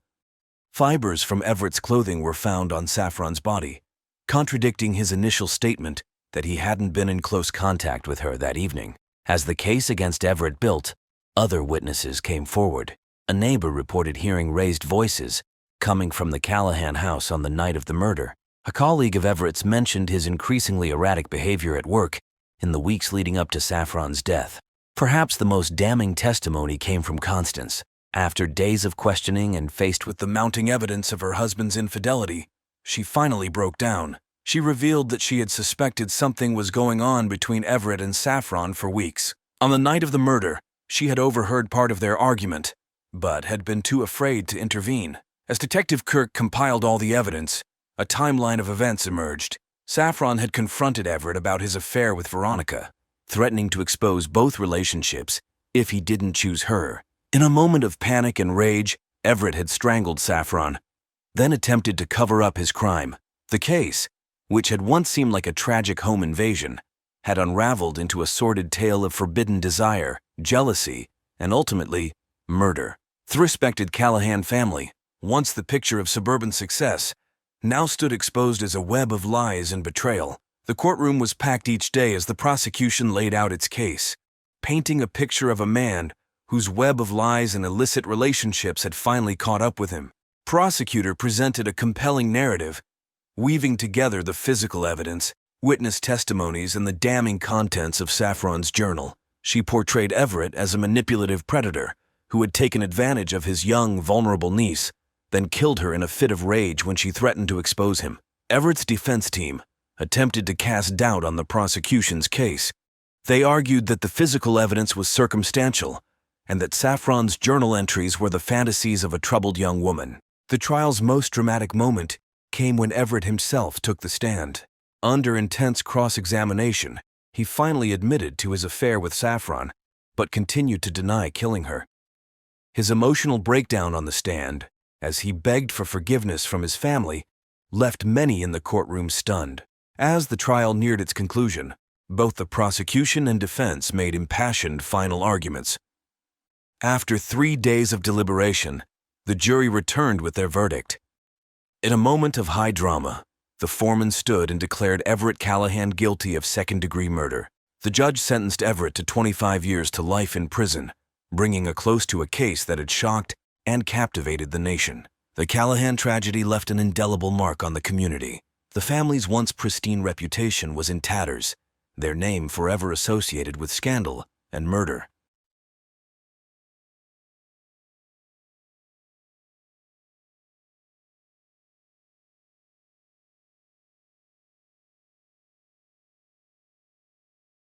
Scarlett Reeves was a rising star in the world of corporate law when she first encountered Darren Felton at a charity gala in Richmond. At 28, she was ambitious, brilliant, and strikingly beautiful. Darren, 15 years her senior, was immediately smitten. As the CEO of his successful manufacturing company, he exuded power and confidence. His salt and pepper hair and tailored suit spoke of wealth and influence, and Scarlett found herself drawn to his charisma and worldly experience. Their courtship was a whirlwind of expensive dinners, weekend getaways, and lavish gifts. Darren wooed Scarlett with the kind of attention and luxury she had always dreamed of, but never experienced in her middle-class upbringing. Within 6 months, he had proposed with a diamond ring that could have paid off her student loans twice over. The wedding was the social event of the season in Sunnyside, where Darren had recently relocated his company headquarters. Scarlett walked down the aisle of the town's historic chapel, resplendent in a designer gown, her face glowing with what appeared to be joy and love. As they exchanged vows, neither could have predicted how quickly their fairy tale would unravel. The first year of marriage seemed idyllic on the surface. Scarlett left her job in Richmond to become the perfect society wife, throwing herself into charity work and social events. But behind closed doors, cracks began to appear. Darren's controlling nature, at first masked as protectiveness, became suffocating. He questioned her every move, criticized her choices, and slowly isolated her from her former colleagues and friends. Scarlett found herself trapped in a gilded cage, her once vibrant personality dimming under the weight of Darren's expectations. She tried to rekindle her legal career, but Darren vehemently opposed the idea, insisting that his wife need not work. Their arguments became more frequent, their silences more prolonged. As the years passed, the Feltons maintained a facade of marital bliss for the town to see. They hosted elaborate dinner parties, attended every important social function, and donated generously to local causes. But those closest to them noticed the strain. Scarlett's smiles never quite reached her eyes, and Darren's possessive hand on her waist seemed more like a shackle than a loving gesture. By their 5th anniversary, the love that had once burned so brightly had been reduced to cold ashes. They slept in separate bedrooms, their conversations reduced to terse exchanges about household matters and social obligations. It was into this atmosphere of quiet desperation that Chris Felton would arrive, unknowingly setting in motion a chain of events that would end in bloodshed. The summer of 2017 brought an unexpected change to the Felton household. Chris, Darren's 18-year-old son from his first marriage, arrived in Sunnyside with little more than a duffel bag and a rebellious attitude, handsome and standing at 6 feet tall. Chris's childhood had been marked by his parents' bitter divorce when he was just 5 years old. His mother, Adrienne, had struggled with addiction, leaving Darren to gain full custody. However, Darren's demanding career meant that Chris was primarily raised by a series of nannies and boarding schools. The result was a young man who felt abandoned by both parents, harboring a deep-seated resentment towards his father. After a tumultuous freshman year at college, marked by academic probation and a stint in rehab for alcohol abuse, Chris had been given an ultimatum by Darren: come home, work for Felton his company, and get his life together, or be cut off entirely. With few options and even less enthusiasm, Chris had grudgingly agreed. Scarlett's first encounter with her stepson was awkward at best. She had met him briefly at the wedding 5 years prior, but the sullen 14-year-old had transformed into a strikingly handsome young man. For his part, Chris was taken aback by Scarlett's youth and beauty, having expected someone closer to his father's age. Darren wasted no time in putting Chris to work, insisting he start at the bottom of the company ladder. This meant long hours at the factory, learning every aspect of the business from the ground up. It was a punishing schedule designed to instill discipline, but it only served to deepen the rift between father and son. As the weeks passed, Scarlett found herself increasingly drawn to Chris's presence in the house. His youthful energy and rebellious spirit were a stark contrast to the stifling atmosphere she had grown accustomed to. She began to look forward to their brief interactions, a shared laugh over breakfast, a sympathetic smile when Darren was being particularly demanding. Little did any of them realize that Chris's arrival had set the stage for a dangerous attraction that would soon spiral out of control, threatening to destroy the fragile balance of the Felton family forever. The catalyst for Scarlett and Chris's illicit relationship came on a sweltering August night. Darren was away on a business trip, leaving Scarlett alone in the vast, empty house. Unable to sleep in the oppressive heat, she had gone downstairs for a glass of water, only to find Chris in the kitchen, shirtless and glistening with sweat after a late-night run. Their eyes met, and in that moment, something shifted. The air between them crackled with unspoken tension. Scarlett found herself mesmerized by the defined muscles of his chest, the vulnerable look in his eyes, so unlike his father's hard gaze. Chris, in turn, was struck by Scarlett's beauty, her silk nightgown clinging to her curves in the humid air. They talked for hours that night, sharing confidences they had never dared voice before. Scarlett spoke of her frustrations with Darren, her feelings of being trapped and unfulfilled. Chris opened up about his troubled relationship with his father, his struggles with addiction, and his dreams of breaking free from the Felton legacy. As dawn broke, they found themselves drawn together, their lips meeting in a kiss that was equal parts passion and desperation. It was a moment of weakness that would have far-reaching consequences. In the days that followed, Scarlett and Chris tried to forget what had happened, to chalk it up to a moment of madness. But the attraction between them had been unleashed, and it proved impossible to ignore. Stolen glances across the dinner table, lingering touches as they passed in the hallway. Every interaction was charged with forbidden desire. Their first real tryst occurred 2 weeks later. Darren had fallen asleep early, as he often did after drinking too much scotch. Scarlett slipped out of their bedroom and made her way to the pool house, where Chris had taken up residence. Under the cover of darkness, they gave in to their passion, their lovemaking urgent and frantic, both aware of the enormous risk they were taking. As the affair deepened, so did their emotional connection. Scarlett rediscovered parts of herself she thought long buried. Her wit, her adventurous spirit, her capacity for joy. Chris, for his part, found in Scarlett the love and acceptance he had always craved. They began to imagine a future together, away from Darren's controlling influence and the suffocating expectations of society. But reality had a way of intruding on their fantasies. The guilt weighed heavily on both of them, particularly Scarlett. She was acutely aware of the betrayal, not just of her marriage vows, but of the trust Darren had placed in her as a stepmother to his son. Chris struggled with his own conflicting emotions, the thrill of the affair warring with his complicated feelings towards his father. Despite the risks, they found it impossible to end their relationship.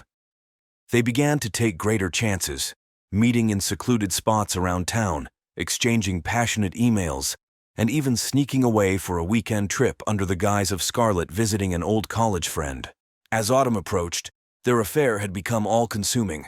Scarlett walked a constant tightrope, playing the role of devoted wife while secretly planning rendezvous with Chris. She knew that what they were doing was dangerous, potentially ruinous for all involved. But in Chris's arms, she felt alive for the first time in years. Neither Scarlett nor Chris could have foreseen the tragic turn their secret passion would take. As they continued to weave their web of lies and stolen moments, the stage was set for a confrontation that would shatter the carefully constructed facade of the Felton family and leave an indelible mark on the town of Sunnyside.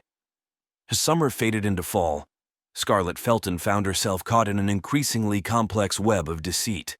By day, she maintained her role as the perfect society wife, attending charity luncheons, hosting dinner parties, and standing dutifully by Darren's side at corporate events. But in stolen moments, hidden from the prying eyes of Sunnyside's gossip-hungry residents, she was a woman transformed, alive with passion in the arms of her young lover. The strain of her double life began to take its toll. Scarlett lost weight, her appetite diminished by the constant stress of maintaining her secret. Dark circles appeared under her eyes, poorly concealed by expensive concealers. She jumped at unexpected noises, always fearing discovery. Chris, too, felt the pressure of their clandestine affair. His performance at work suffered as he spent more time thinking about Scarlett than focusing on his tasks. He became withdrawn, avoiding the company of his coworkers and the few friends he had made in town. His nights were spent either in secret rendezvous with Scarlett or lying awake, torn between exhilaration and guilt. Their need for each other grew increasingly reckless. They began to take greater risks, meeting in less discreet locations. Once they narrowly avoided discovery when Darren unexpectedly returned home early from a business trip, forcing Chris to hide under the bed for hours until he left. Another time, a nosy neighbor nearly caught them in an embrace in the garden. The constant fear of exposure was matched only by the addictive thrill of their forbidden romance. Each close call, rather than serving as a warning, seemed to fuel their passion further. They reveled in the excitement of secret codes, clandestine messages, and the elaborate plans required to steal even a few moments alone. Yet beneath the surface, doubts began to creep in. Scarlett found herself wondering if she was truly in love with Chris, or simply infatuated with the idea of escape he represented. Chris, for his part, grappled with conflicting feelings about his father. Despite years of resentment, he couldn't fully shake the guilt of betraying Darren in the most personal way possible. As autumn progressed, the weight of their secret became almost unbearable. Both Scarlett and Chris knew that something had to give. They couldn't continue living this double life indefinitely, but neither was prepared for the violent way their carefully constructed house of cards would come crashing down around them.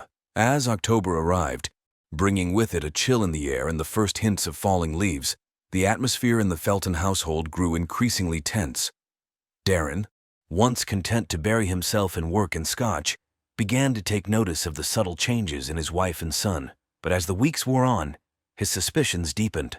He noticed Scarlett's sudden interest in her appearance, buying new clothes and spending more time at the salon. Chris, usually sullen and argumentative, had become almost docile, agreeing to work overtime without complaint, and even joining Darren for the occasional drink after work. The turning point came when Darren overheard a snippet of conversation between two of his employees at the factory. They quickly fell silent as he approached, but not before he caught a mention of Chris's name and something about the boss's wife. The seed of doubt, once planted, began to grow rapidly. Darren's behavior shifted subtly but noticeably. He began to come home from work at unpredictable hours. His eyes narrowed with suspicion as he surveyed the house upon arrival. He asked probing questions about Scarlett's daily activities and Chris's whereabouts, his tone casual, but his gaze intense. In town, whispers began to circulate. Sharp-eyed neighbors had noticed Scarlett's car parked near the lake at odd hours, or Chris slipping out of the house late at night. Scarlett and Chris, caught up in the intoxicating rush of their affair, remained oblivious to the growing suspicions around them. They continued their secret meetings, each one a little more daring than the last, convinced that their careful planning and discreet behavior had kept their relationship hidden. But as Halloween approached, bringing with it the promise of masquerades and secrets, the truth was creeping ever closer to the surface. The stage was set for a confrontation that would shatter the peaceful facade of the community and forever change the lives of everyone involved. The night of October 30th, 2018, began like any other in the Felton household. Darren had announced over dinner that he would be working late. Scarlett and Chris exchanged subtle glances, their pulses quickening at the prospect of an unexpected opportunity to be alone. As Darren's car pulled out of the driveway, Scarlett felt the familiar mix of excitement and guilt wash over her. She waited a prudent 30 minutes before making her way to the pool house where Chris was waiting. Their passionate embrace was tinged with a sense of desperation. Both were acutely aware that their time together might be running out.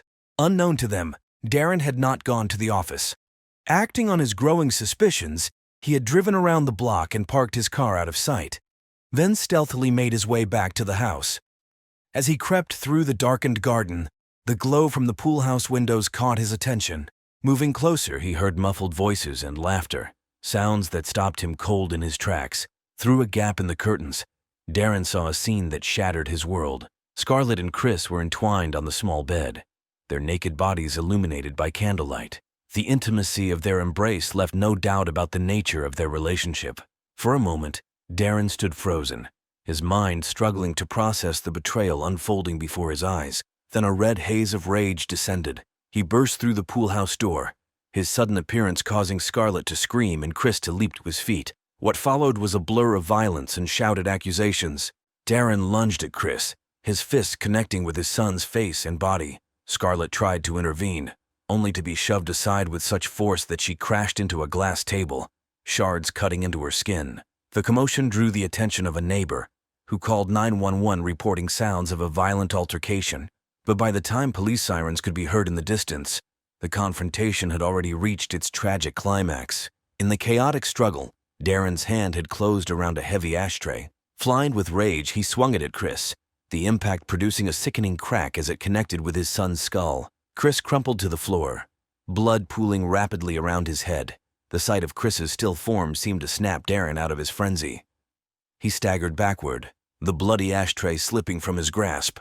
Scarlett, ignoring her own injuries, rushed to Chris's side, desperately trying to stem the flow of blood. It was at this moment that Darren made a fateful decision. His life as he knew it was over. His marriage a sham, his son gravely injured by his own hand. In a final, desperate act, he reached for the handgun he kept hidden in his study. Scarlett, hearing Darren's movements, looked up just in time to see him raise the gun. Her scream was drowned out by 2 deafening shots. Darren's body jerked as the bullets tore through him, and he collapsed to the floor. Seconds later, the first police officers burst into the house, following the trail of destruction to the pool house. They were met with a scene of carnage. Darren dead on the floor, Chris unconscious and critically injured, and Scarlett covered in blood, cradling Chris's head in her lap. As paramedics rushed in and the house became a flurry of activity, Detective Rowan Thorne arrived on the scene. Looking at the devastation before him, he knew that unraveling the events of this night would be one of the most challenging cases of his career. Little did he know that the truth would be even more complex and heartbreaking than this blood-soaked scene suggested. In the days following the tragedy at the Felton residence, the town was gripped by shock and morbid fascination. Yellow crime scene tape cordoned off the property as a stream of investigators came and went, piecing together the events of that fateful night. Detective Rowan Thorne took charge of the investigation, his normally impassive face betraying the gravity of the situation. His first order of business was to interview Scarlett, the only conscious witness to the crime. She sat in the sterile interrogation room at the police station, her haunted eyes rimmed with dark circles. Scarlett's account of the night's events was disjointed and emotional. She admitted to the affair with Chris, describing how their relationship had developed over the summer. She recounted Darren's violent reaction upon discovering them together and his subsequent suicide. Throughout her statement, Scarlett's concern seemed focused primarily on Chris's condition, barely acknowledging her husband's death. Meanwhile, forensics teams combed through the Felton home, collecting evidence that would help corroborate or contradict Scarlett's story. They discovered a journal in Darren's study, its final entries revealing his growing suspicions and the toll they had taken on his mental state. Emails and text messages retrieved from the family's devices painted a picture of a household fraught with tension and secret communications. Chris, meanwhile, lay in a coma in the ICU of the General Hospital. Doctors were uncertain if he would ever regain consciousness, and if he did, what information he might be able to provide about the night's events. Scarlett spent every possible moment by his bedside, her vigil raising eyebrows among the hospital staff and fueling further gossip in town. As the investigation progressed, Detective Thorne found himself grappling with inconsistencies in the evidence. The angle of Darren's gunshot wounds didn't quite match Scarlett's description of events. Trace evidence suggested that the crime scene might have been altered before police arrived. And then there was the matter of Darren's life insurance policy, a multi-million-dollar payout that named Scarlett as the sole beneficiary. With each new piece of evidence, the detective felt he was moving further from the truth rather than closer to it. He couldn't shake the feeling that there was more to this story. Darker secrets yet, to be uncovered beneath the surface of this seemingly perfect family and their picturesque small-town life.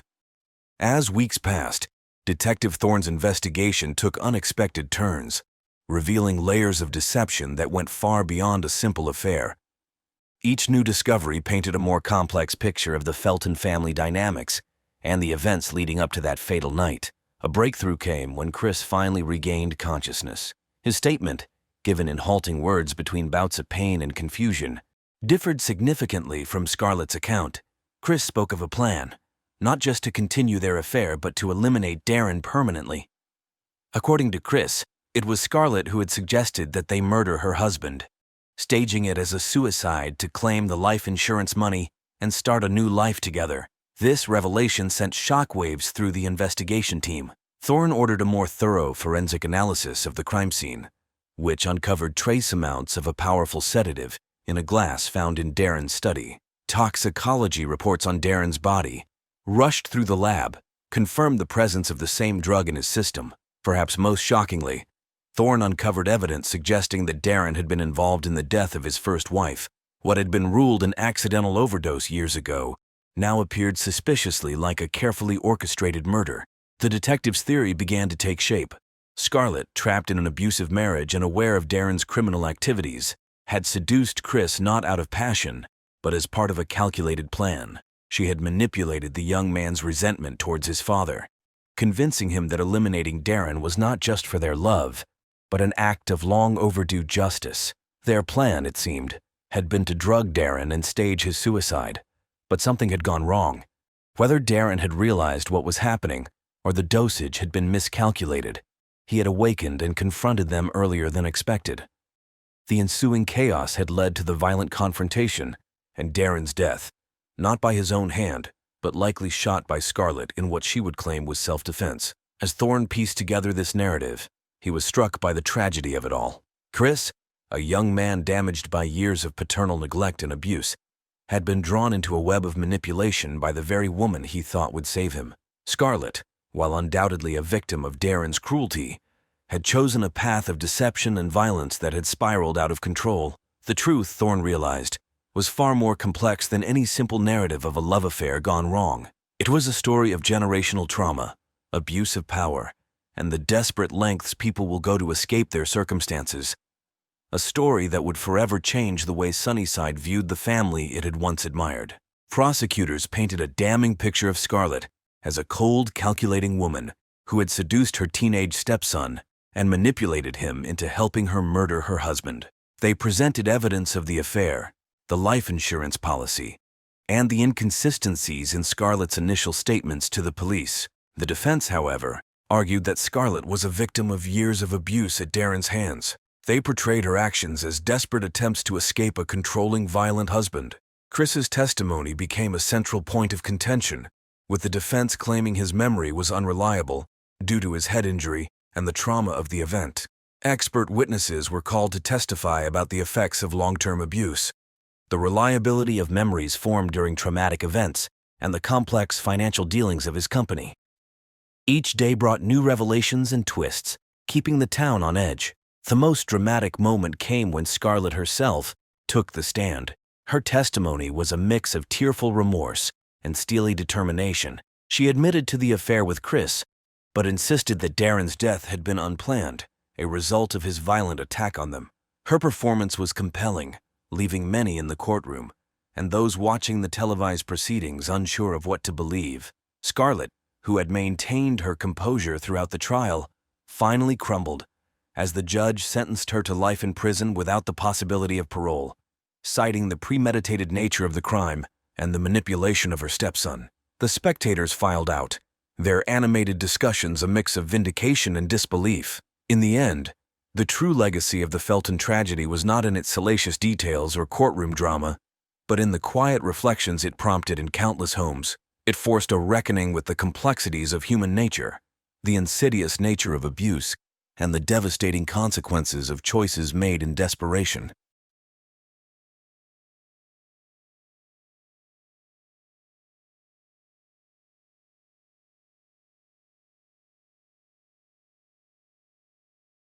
Jaden Hartwell, a charismatic 45-year-old investment banker, and his wife Karen, a 42-year-old art gallery curator, were the epitome of success and refinement. Their sprawling 5-bedroom home, with its manicured lawns and luxury vehicles in the driveway, was the envy of their neighbors. For 15 years, the Hartwells had been pillars of their community. They hosted lavish parties, donated generously to local charities, and were active members of the country club. Their 2 children, Penelope and Atticus, excelled in their private school and extracurricular activities. To the outside world, the Hartwells appeared to be living the American dream. But beneath the veneer of perfection, a storm was brewing. In the spring of 2023, the facade began to crumble, revealing a tale of betrayal, illness, and revenge that would shock the community to its core. What followed was a series of events that would leave their friends, family, and neighbors questioning everything they thought they knew about the Hartwells. Jaden and Karen's love story began in the fall of 2003 at Northwestern University. Jaden, a senior majoring in finance, first spotted Karen at a campus art exhibition. She was a junior studying art history, her eyes sparkling with passion as she explained the nuances of a particularly striking abstract piece to a group of rapt listeners. Intrigued by her intelligence and beauty, Jaden approached her after the crowd dispersed. He introduced himself, fumbling slightly over his words. Karen was charmed by his genuine interest in her work and his quick wit. They spent hours talking that night, losing track of time as they discovered their shared love of travel, fine cuisine, and classic literature. Their courtship was a whirlwind of romantic gestures and intellectual discussions. Jaden wooed Karen with surprise picnics in the university's botanical gardens, late-night study sessions that turned into deep conversations about their hopes and dreams, and weekend trips to explore the vibrant art scene. After graduation, Jaden landed a coveted position at a prestigious investment firm, while Karen pursued her master's degree in art curation. Despite their busy schedules, their relationship flourished. They supported each other's ambitions, celebrating every milestone and comforting each other through setbacks. In the spring of 2008, Jaden proposed to Karen atop the Willis Tower at sunset. He had arranged for a private dinner in the sky deck, surrounded by the twinkling lights of the city they both loved. Karen, overwhelmed with emotion, said yes without hesitation. Their wedding, held the following year at the Botanic Garden, was a lavish affair that blended Jaden's taste for luxury with Karen's artistic flair. Friends and family gathered for their union, many commenting on how perfectly matched the couple seemed. The early years of their marriage were filled with joy and ambition. They worked hard, saving money and building their careers. Jaden climbed the corporate ladder with determination, while Karen made a name for herself in her competitive art world. In 2011, they welcomed their daughter Penelope, followed 2 years later by their son Atticus. Parenthood brought new challenges, but also deepened their bond. They tackled sleepless nights and diaper changes as a team, their love growing stronger with each passing day. To all who knew them, Jaden and Karen Hartwell were the perfect couple, destined for a lifetime of happiness together. As the years passed and the Hartwells' success grew, subtle changes began to appear in their relationship. The first cracks in their seemingly perfect life emerged around 2018, coinciding with a significant promotion for Jaden. His new role as vice president at his firm came with a substantial pay increase, but also demanded more of his time and attention. Karen, who had scaled back her work at the gallery to focus on raising their children, found herself increasingly alone. The intimate dinners and weekend getaways that had once been a staple of their relationship became rare occurrences. Jaden was often absent, citing late nights at the office and frequent business trips. At first, Karen tried to be understanding. She threw herself into volunteer work and focused on the children's activities, telling herself that Jaden's dedication to his career was for the benefit of their family. However, as months turned into years, she couldn't shake the feeling that something had fundamentally changed between them. Friends began to notice the strain. At social gatherings, Jaden and Karen no longer gravitated towards each other as they once had. Their playful banter was replaced by polite, almost formal interactions. Karen's smile, once radiant in her husband's presence, now seemed forced and brittle. Karen tried to bridge the gap, planning romantic evenings and family outings, but Jaden always seemed distracted, his mind elsewhere. When she expressed her concerns, he dismissed them, assuring her that everything was fine and that he was just under a lot of pressure at work. As 2022 drew to a close, Karen couldn't ignore the nagging feeling in her gut any longer. Something was wrong, and it went beyond the normal stresses of a busy life. Little did she know, the true extent of the trouble in her marriage was about to reveal itself in the most devastating way possible. The seeds of destruction for the Hartwell marriage were sown on a crisp autumn evening in September 2022. Jaden was attending a charity gala at the Art Institute, an event his wife would normally have accompanied him to. However, Karen had stayed home with a sick Atticus, leaving Jaden to represent the family alone. It was there that he first laid eyes on Viviana Reyes, a 32-year-old up-and-coming financial analyst who had recently transferred to the office of a rival firm. Viviana was everything Karen was not: young, ambitious, and unencumbered by family responsibilities. Her sleek black gown and confident demeanor caught Jaden's attention immediately. They were seated at the same table for dinner, and as the evening progressed, Jaden found himself captivated by Viviana's sharp wit and intimate knowledge of the financial world. They talked for hours, their conversation flowing effortlessly from market trends to personal anecdotes. For the first time in years, Jaden felt a spark of excitement, a reminder of the passion he had once felt in his younger days. As the gala wound down, they exchanged business cards, both lingering a moment too long as their fingers brushed. Jaden told himself it was purely professional interest, but the thought of Viviana lingered in his mind long after he returned home that night. Over the next few weeks, Jaden and Viviana began to meet regularly under the guise of networking and potential collaboration between their firms. Coffee meetings turned into working lunches, which evolved into after-work drinks. Each time, Jaden found himself sharing more personal details, confiding in Viviana about his frustrations at home and the pressures of his job. Viviana, for her part, was drawn to Jaden's power and success. She saw in him a potential mentor and perhaps something more. She listened to his troubles with sympathy, offering understanding and support that Jaden felt had been missing from his life. The line between professional and personal blurred rapidly. A late-night strategy session at Viviana's apartment became the catalyst for their first kiss. Overwhelmed by desire and the thrill of the forbidden, Jaden crossed a line he had never thought himself capable of crossing. As he drove home that night, guilt warred with exhilaration in his mind. He told himself it was a one-time mistake, that he would end it immediately. But as the days passed, he found himself unable to stay away from Viviana. What had started as a chance encounter was quickly developing into a full-blown affair, one that would have catastrophic consequences for everyone involved.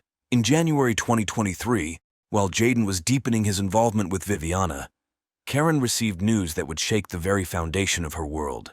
What she had initially dismissed as fatigue and stress-related symptoms turned out to be something far more sinister. After a series of tests and a biopsy, Karen was diagnosed with stage 3 breast cancer. The day she received the diagnosis, Karen sat alone in the sterile exam room, her mind reeling as the oncologist gently explained the treatment plan. She felt numb, barely registering the doctor's words about chemotherapy, radiation, and survival rates. In that moment, all she wanted was her husband by her side. But Jaden was unreachable, his phone going straight to voicemail. When she finally broke the news to Jaden that evening, his reaction was a mixture of shock and what Karen perceived as detachment. He held her as she cried, murmuring words of comfort, but she couldn't shake the feeling that his mind was elsewhere. She attributed his distance to the stress of processing the diagnosis, never suspecting the true reason for his distraction. The following weeks were a whirlwind of appointments and decisions. Karen threw herself into researching treatment options and support groups, determined to face her battle with courage. Jaden accompanied her to doctor's visits and helped arrange for additional help with the children. But there was a palpable tension between them. Internally, Jaden was racked with guilt. The timing of Corinne's illness couldn't have been worse, coming just as his affair with Viviana was intensifying. He found himself torn between his duty to his wife and his growing feelings for his mistress. The stress of maintaining his double life while supporting Karen through her illness began to take its toll. As Karen prepared to begin her first round of chemotherapy, she reached out to Jaden for emotional support, hoping to reconnect with her husband in the face of this life-altering challenge. But the man she had once considered her rock now seemed distant and unreachable. Little did she know, the worst of his betrayal was yet to come. His winter melted into spring. Jaden Hartwell found himself living two entirely separate lives. By day, he was the supportive husband, accompanying Karen to chemotherapy sessions, managing the household and maintaining a facade of normalcy for their children. By night, he was Viviana's passionate lover, escaping into a world of excitement and freedom from the burdens of his family life. The guilt of his infidelity, compounded by Karen's illness, ate away at Jaden. He threw himself into his work with renewed vigor, using it as an excuse to create distance from both women. Late nights at the office became his refuge, a neutral space where he could avoid confronting the reality of his choices. Karen, weakened by her treatments and focused on her recovery, initially attributed Jaden's absences to the demands of his job and the stress of her illness. She leaned heavily on her sister Imogen and a close-knit group of friends who rallied around her during this difficult time. They provided the emotional support that seemed to be lacking from her husband, though none of them dared to voice their concerns about Jaden's behavior.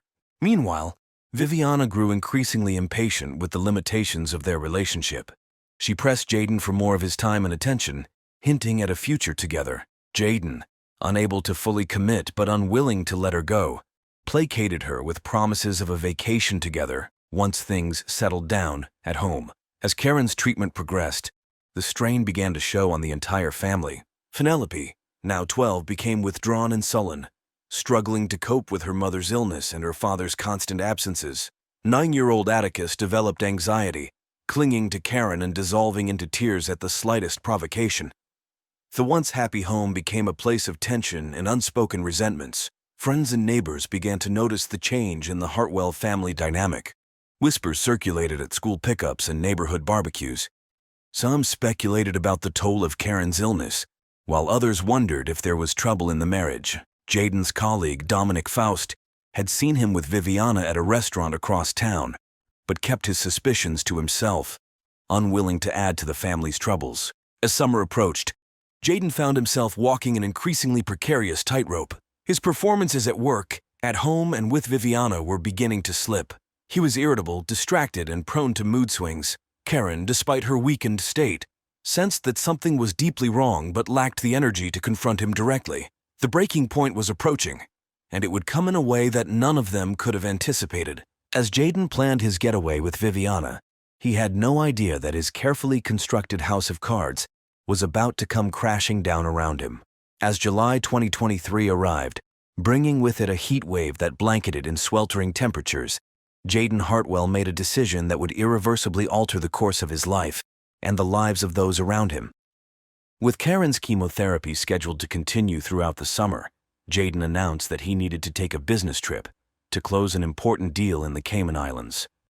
Karen, pale and exhausted from her most recent round of treatment, nodded weakly at the news. She was too drained to question the timing or the necessity of the trip, simply asking him to call regularly to check on her and the children. Jaden felt a pang of guilt as he looked at his wife, but the guilt wasn't enough to deter him from his plans. In reality, there was no business deal. Jaden had arranged a week-long romantic getaway with Viviana, using his connections to book a luxurious private villa on a secluded beach. As he packed his bags, hiding gifts for Viviana among his clothes, he rationalized his actions. He told himself that he deserved this break, that the stress of the past months entitled him to some happiness. The moment Jaden and Viviana arrived at their tropical paradise, they threw caution to the wind. They spent their days lounging on the beach, sipping cocktails, and indulging in expensive meals. Their nights were filled with passion, both of them reveling in the freedom to be together openly. Jaden pushed thoughts of Karine and his children to the back of his mind, fully immersing himself in the fantasy of a life with Viviana. Back in their house, Karen's condition took a turn for the worse. The side effects of her latest treatment hit her hard, leaving her bedridden and feverish. Imogen moved in temporarily to help with the children and Karen's care. Growing increasingly frustrated with her brother-in-law's absence, she tried repeatedly to reach Jaden, but his phone went unanswered. It was Penelope, who unwittingly set in motion the events that would expose Jaden's betrayal. Worried about her mother and angry at her father's absence, she decided to use the emergency credit card Jaden had given her to order flowers for Karen. When the card was declined, she called the customer service number, posing as Karen to inquire about recent transactions. The customer service representative, fooled by Penelope's act, revealed a list of charges from the Cayman Islands, luxury restaurants, high-end boutiques, and a jewelry store. Penelope, confused and upset, shared this information with her Aunt Imogen. Imogen, her suspicions finally confirmed, decided it was time to take action. She hired a private investigator, who quickly uncovered the truth about Jaden's business trip and his ongoing affair with Viviana. Armed with this information and evidence, Imogen sat down with Karen to reveal the extent of her husband's betrayal. With gentle words but unflinching honesty, she shared the evidence gathered by the private investigator. Photos of Jaden and Viviana together in the Cayman Islands, records of extravagant purchases, and time-stamped footage of them entering and leaving their villa. Karen listened in stunned silence, her fingers clutching the arm of her chair so tightly. As the full picture of Jaden's duplicity emerged, a myriad of emotions washed over her. Shock, anger, humiliation, and finally, a steely resolve. When Imogen finished speaking, Karen remained quiet for a long moment. Then, with a voice steadier than she felt, she asked, "What do we do now?" Imogen, relieved that her sister's response wasn't one of despair, replied, "Whatever you want to do, I'm here for you, no matter what." It was at that moment, with her sister's unwavering support and the harsh truth laid bare before her, that Corinne began to formulate her plan for revenge. She would not let cancer or her husband's betrayal define her. Instead, she would take control of her narrative and secure her future on her own terms. As Karen absorbed the crushing reality of Jaden's infidelity, a transformation took place within her. The initial shock and heartbreak quickly gave way to a cold, calculated anger.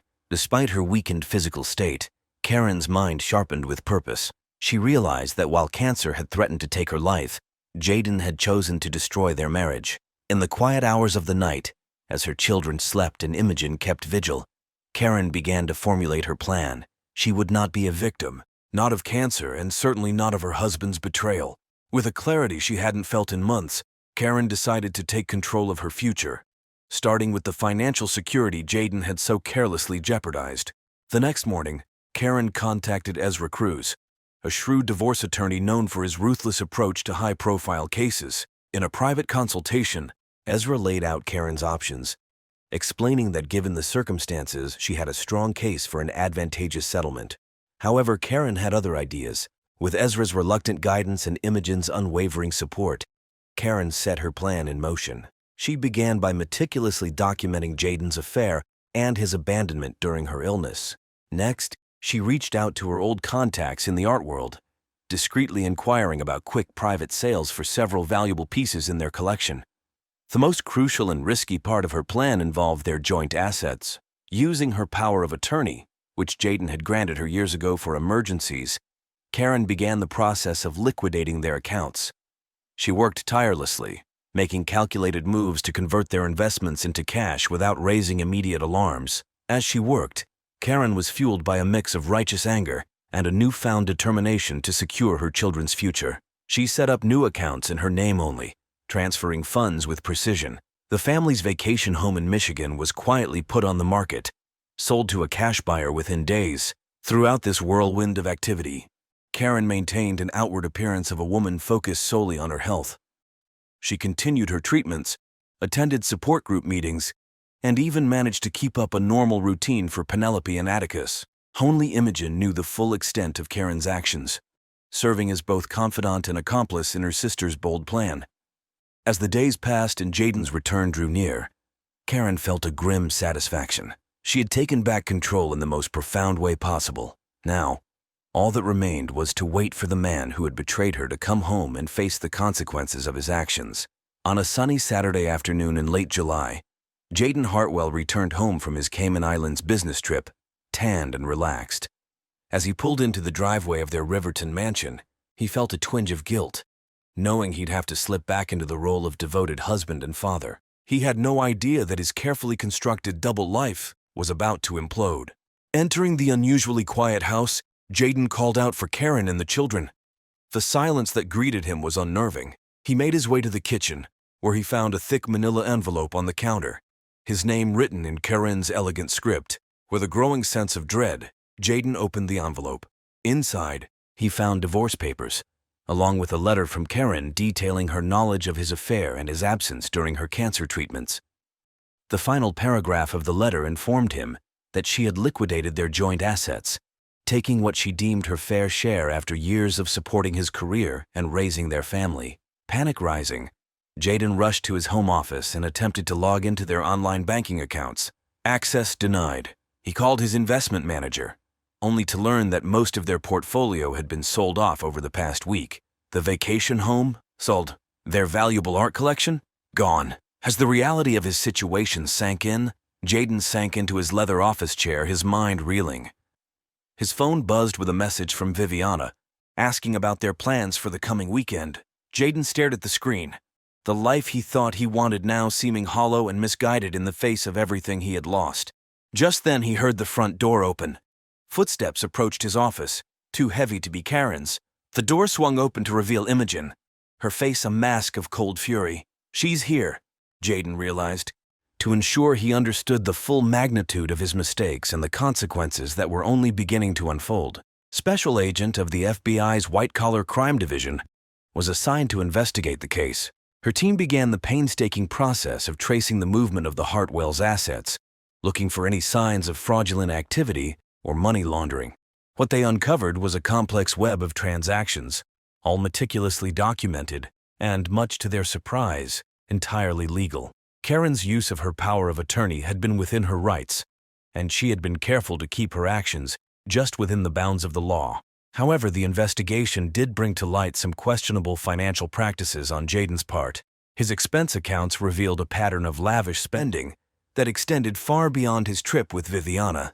There were irregular cash withdrawals, undeclared gifts, and suggestions of attempts to hide assets offshore. As Agent Vega dug deeper, she uncovered connections between Jaden and several companies that had recently been under scrutiny for insider trading. While not directly implicated, the evidence suggested that Jaden had been walking a fine ethical line in his professional dealings.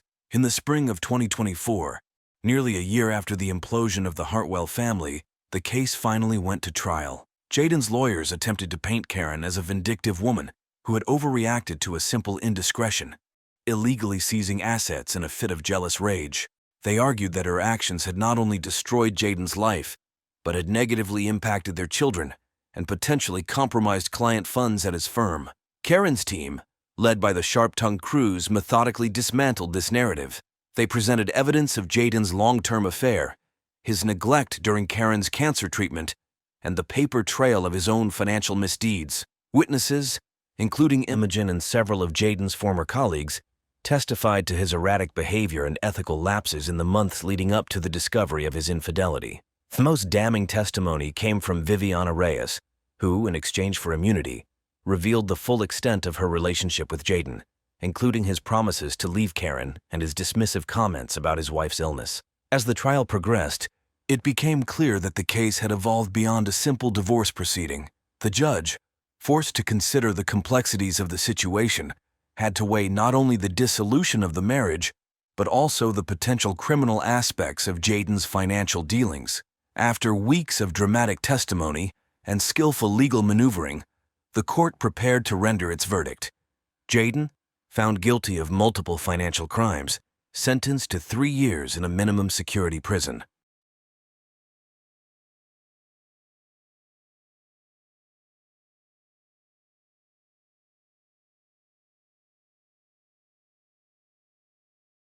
The Robbie family consisted of Ryan, a successful 45-year-old investment banker with penchant for Brooks Brothers suits, his second wife, Mandy, a striking 38-year-old interior designer with a flair for the dramatic, and Ryan's son from his first marriage, 20-year-old Nathaniel, a college dropout with a chip on his shoulder and a history of minor run-ins with the law. To their neighbors, the Robbies appeared to be living the American dream. Ryan's career was thriving. Mandy's design business was gaining traction among Oakdale's elite, and Nathaniel, despite his academic setbacks, seemed to be finding his footing working at a local garage. Little did anyone suspect that beneath this carefully cultivated image lay a powder keg of secrets, jealousies, and dangerous desires. Ryan Robbie's first marriage to Helena, Nathaniel's mother, had been a whirlwind romance that quickly soured. Helena, a free-spirited artist, found herself stifled by Ryan's rigid lifestyle and expectations. Their arguments, once confined to hushed whispers behind closed doors, escalated into shouting matches that echoed through their home, leaving a young Nathaniel cowering in his room. The divorce, when it came, was bitter and protracted. Helena fought for full custody, painting Ryan as a cold, neglectful father. In the end, the court granted joint custody, but the damage was done. Nathaniel, then only 10 years old at the time, was torn between two warring parents, his loyalty constantly tested. Helena's subsequent move to the West Coast for her art career left Nathaniel feeling abandoned, fueling a resentment that would smolder for years to come. Ryan threw himself into his work, climbing the corporate ladder with single-minded determination. It was at a charity gala, 3 years after his divorce, that he met Mandy Rossi. She was captivating, with her raven hair and quick wit, a breath of fresh air in Ryan's staid world. Mandy saw in Ryan not just financial security, but a chance at the stable family life she'd never had growing up in foster care. Their courtship was swift, and within a year, Mandy had moved into the Robbie home. Nathaniel, now 14 and in the throes of adolescent angst, viewed his new stepmother with suspicion and hostility.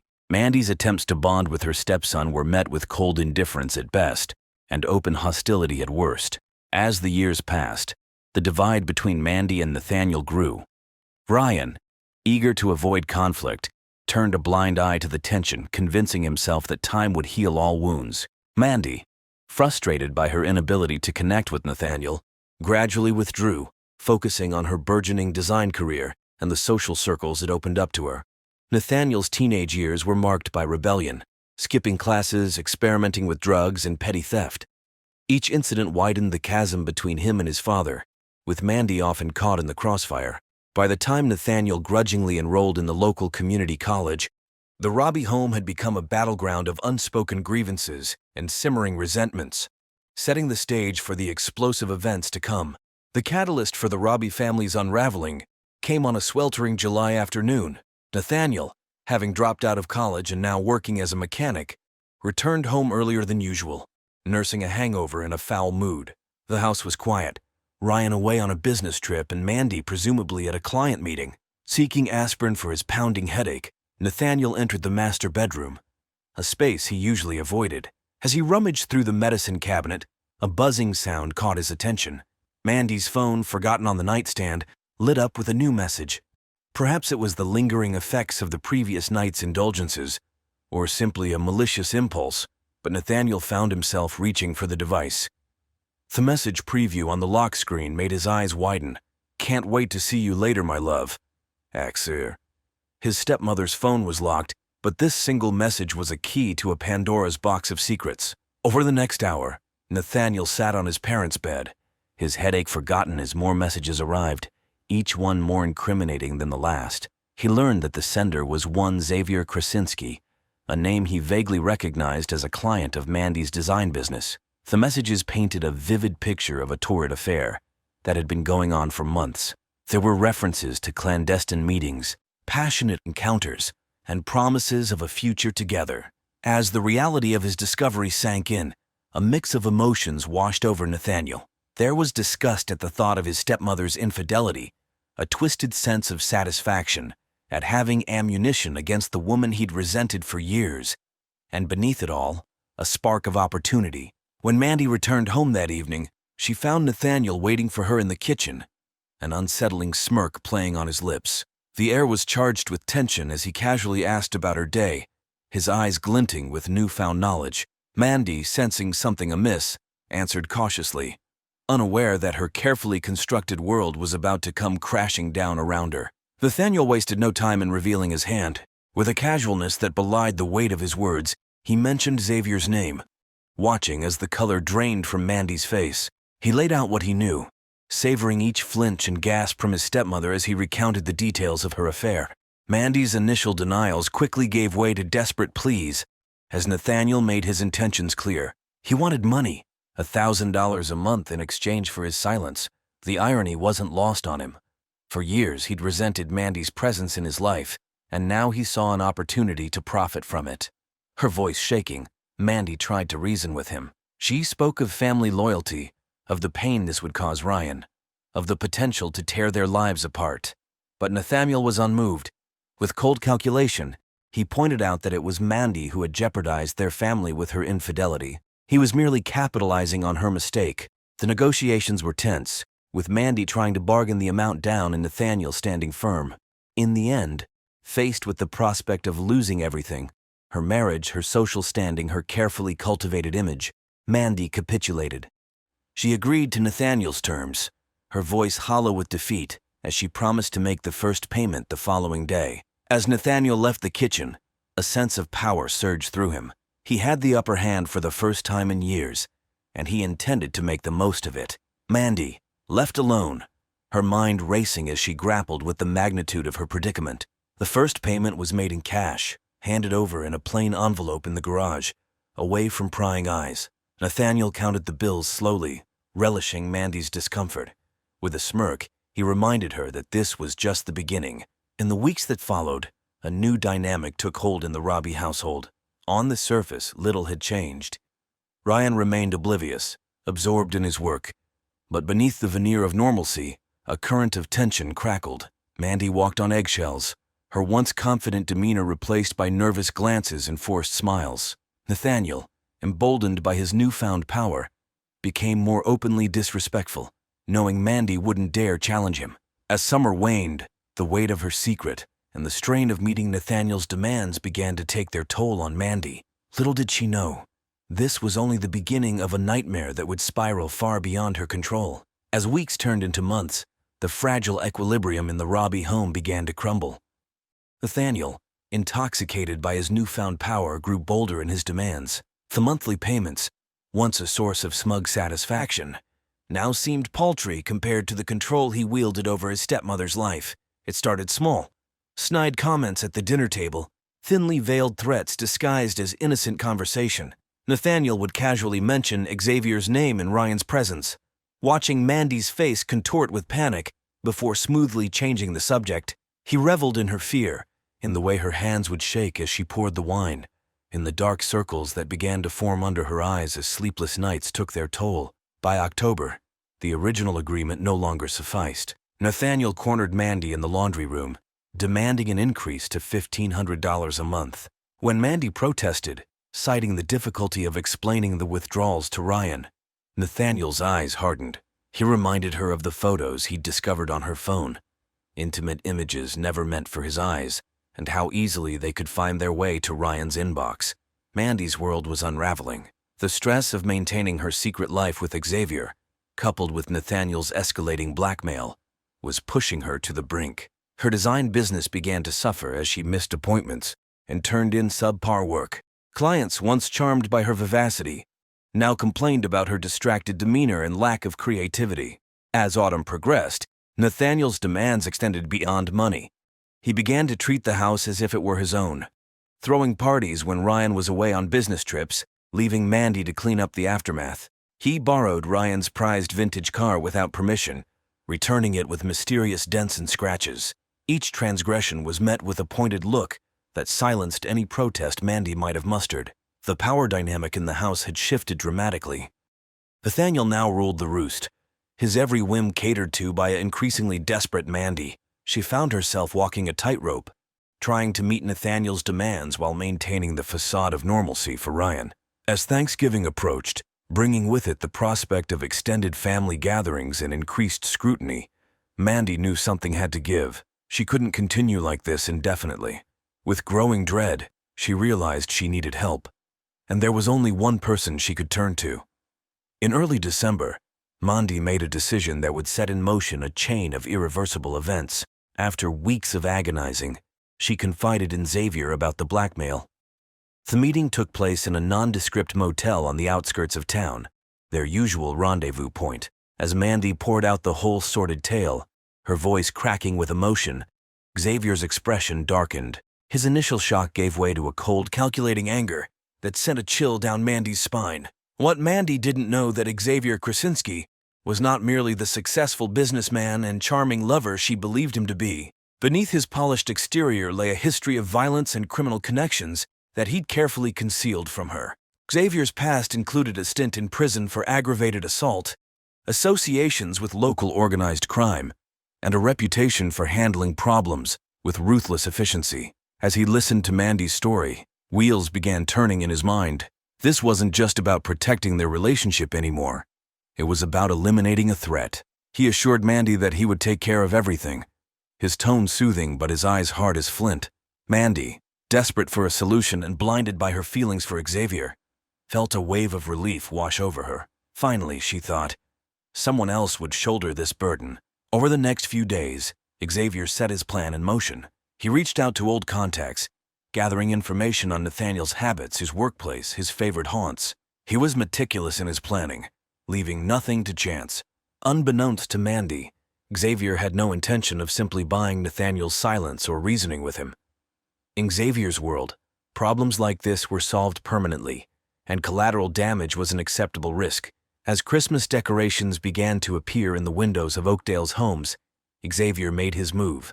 He approached Nathaniel outside the garage where he worked, his demeanor friendly, but his eyes cold. The conversation that followed was brief, but loaded with unspoken threats. Xavier made it clear that he knew about the blackmail and that Nathaniel was playing a dangerous game. Nathaniel, however, was not as easily cowed as Xavier had anticipated. Years of resentment and the taste of power had hardened him. Instead of backing down, he sneered at Xavier, suggesting that perhaps Ryan would be interested in knowing about his wife's extracurricular activities. As Xavier walked away, his genial mask slipping to reveal a flash of genuine anger, both knew that the stakes had just been raised exponentially. The game was no longer just about money or secrets. It had become a battle of wills, with potentially deadly consequences. The week before Christmas, Xavier decided to take more direct action. His warning to Nathaniel had fallen on deaf ears, and he knew that Mandy was at her breaking point. Under the guise of a pre-holiday drinks invitation, Xavier lured Nathaniel to a secluded area near the old mill on the outskirts of town. The winter air was crisp. He offered a substantial sum, $50,000, for Nathaniel to leave and never contact Mandy again. It was meant to be a final generous offer before resorting to more drastic measures. Nathaniel, however, had severely underestimated the danger he was in. Emboldened by months of successfully manipulating Mandy, he scoffed Xavier's offer. In a display of youthful arrogance, he countered with an outrageous demand: $250,000, or he'd expose both Mandy and Xavier to Ryan and the entire community. What happened next was a blur of motion and violence. Xavier, his patience exhausted, lashed out with a speed and ferocity that caught Nathaniel completely off guard. The ensuing struggle was brief but brutal. Xavier's experience and ruthlessness quickly overwhelmed Nathaniel, leaving the younger man battered and bloodied on the frozen ground. As Nathaniel lay there tasting blood and fear for the first time, Xavier delivered a final warning. For this was his last chance to walk away, to forget everything he'd seen and heard. The next time, Xavier promised, there would be no warnings, no offers, only consequences. Shaken and in pain, Nathaniel stumbled home that night, his mind reeling. The reality of his situation had finally hit home. He was no longer the one in control. He was in over his head, tangled in a web far more dangerous than he'd ever imagined. For a brief moment, as he nursed his wounds in the solitude of his room, Nathaniel considered taking Xavier's advice and disappearing. But as the pain of his injuries gave way to a burning anger, his resolve hardened. He wasn't going to be intimidated. If anything, this attack had only strengthened his determination to see this through to the end, whatever that might be. As Christmas approached, the atmosphere in the Robbie home grew increasingly tense. Mandy, already stretched to a breaking point, now had to contend with Nathaniel's escalating demands and increasingly erratic behavior. The bruises from his encounter with Xavier had faded, but his anger had only intensified. Ryan, no longer able to ignore the palpable tension, began asking more pointed questions. The cracks in Mandy's carefully constructed facade were beginning to show, and she found herself struggling to maintain the illusion of normalcy. It all came to a head on Christmas Eve. The Robbies were hosting their annual holiday party, the house filled with the sounds of laughter and clinking glasses. Mandy, dressed in a stunning dress, moved among the guests with practiced ease, her smile never quite reaching her eyes. Nathaniel, sullen and nursing a whiskey in the corner, watched his stepmother with barely concealed contempt. As the night wore on and the alcohol flowed freely, his inhibitions lowered dangerously. In a moment of reckless anger, he approached Mandy as she chatted with some of Ryan's colleagues. Whispering in her ear, he demanded another payment, $5,000 this time, by the end of the week. When Mandy, her face pale but composed, tried to quietly reason with him, Nathaniel's control slipped.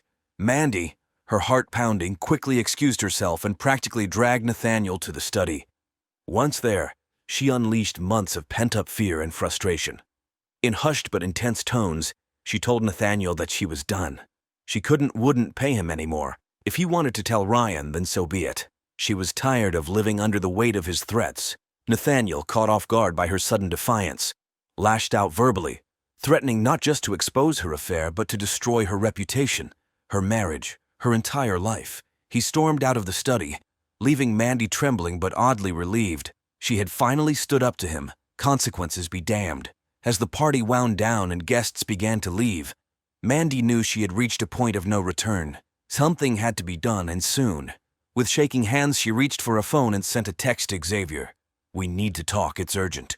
January 15th dawned cold and gray, a fitting backdrop for the tragedy about to unfold. Mandy had spent the week since Christmas in a state of constant anxiety, jumping at every sound, flinching every time Nathaniel entered a room. Her conversation with Xavier had been brief but intense. He had listened to her desperate pleas, his face an unreadable mask, and simply said, "I'll take care of it." Those words, which had initially brought her relief, now haunted her. What exactly did Xavier mean? As much as she wanted to end to Nathaniel's blackmail, the thought of what that end might entail filled her with dread. Nathaniel, for his part, had been unusually quiet since the Christmas Eve confrontation. He seemed to be weighing his options, unsure of how to proceed now that Mandy had called his bluff. The uncertainty only added to the suffocating tension in the house. That evening, Ryan was working late, as he often did. Mandy sat in the living room, absently flipping through a magazine, her mind elsewhere. The sound of Nathaniel's car pulling into the driveway made her stiffen. She heard the front door open, his footsteps in the hall, then silence. Upstairs, Nathaniel entered his room, his mind made up. He was done playing games. Tomorrow, he would tell his father everything. Let the chips fall where they may. He was so absorbed in his thoughts that he didn't hear the soft footsteps approaching his door. The knock, when it came, startled him. Expecting Mandy, he opened the door with a sneer already forming on his lips. The sight of Xavier standing there, his expression grim, wiped the sneer away instantly. What happened next was a flurry of violence that lasted mere minutes, but would have repercussions for years to come. Xavier forced his way into the room, closing the door behind him. Words were exchanged. Threats, pleas, desperate bargaining. But Xavier hadn't come to negotiate. The first blow caught Nathaniel by surprise, sending him stumbling back against his desk. He fought back, his youth and desperation lending him strength. But Xavier's experience and cold determination proved too much. The struggle was brutal but brief. Downstairs, Mandy heard the muffled sounds of the fight, her heart racing. She stood at the bottom of the stairs, paralyzed by indecision and fear. A part of her knew she should intervene, call for help, do something. But another part, the part that had endured months of torment and blackmail, kept her rooted to the spot. The silence when it fell was deafening. Mandy's legs trembled as she forced herself to climb the stairs. She found Xavier standing in Nathaniel's doorway, his shirt spattered with blood, his eyes cold and empty. Behind him, she caught a glimpse of a still form on the floor and had to stifle a scream. Xavier's voice was calm, almost soothing as he guided her back downstairs. He spoke of accidents, of self-defense, of necessary evils. Mandy heard the words but couldn't process them. All she could think about was the sight of Nathaniel's lifeless body and the knowledge that, in a way, she was responsible for what had happened. As Xavier methodically began to clean up, to erase the evidence of what had transpired, Mandy sat in the kitchen, her mind reeling. The nightmare she had been living for months had just taken a turn she could never have imagined, and she knew with chilling certainty that her life would never be the same again. The hours that followed Nathaniel's death were a blur of frantic activity and cold calculation. Xavier, drawing on skills honed through years of criminal association, took charge of the situation with ruthless efficiency. Mandy, still in shock, found herself following Xavier's instructions mechanically. They cleaned the room meticulously, removing any trace of Xavier's presence. Nathaniel's body was wrapped in a tarp from the garage, then loaded into the trunk of Xavier's car under the cover of darkness. As dawn broke, Xavier drove away with grim purpose, leaving Mandy alone in the house with the impossible task of maintaining normalcy. When Ryan returned home later that morning, exhausted from his late night at the office, Mandy forced herself to greet him with a smile that felt like it might shatter her face. The day passed in a haze of mundane activities and internal panic. Mandy cooked, cleaned, and chatted with Ryan, all while her mind screamed with the knowledge of what had happened.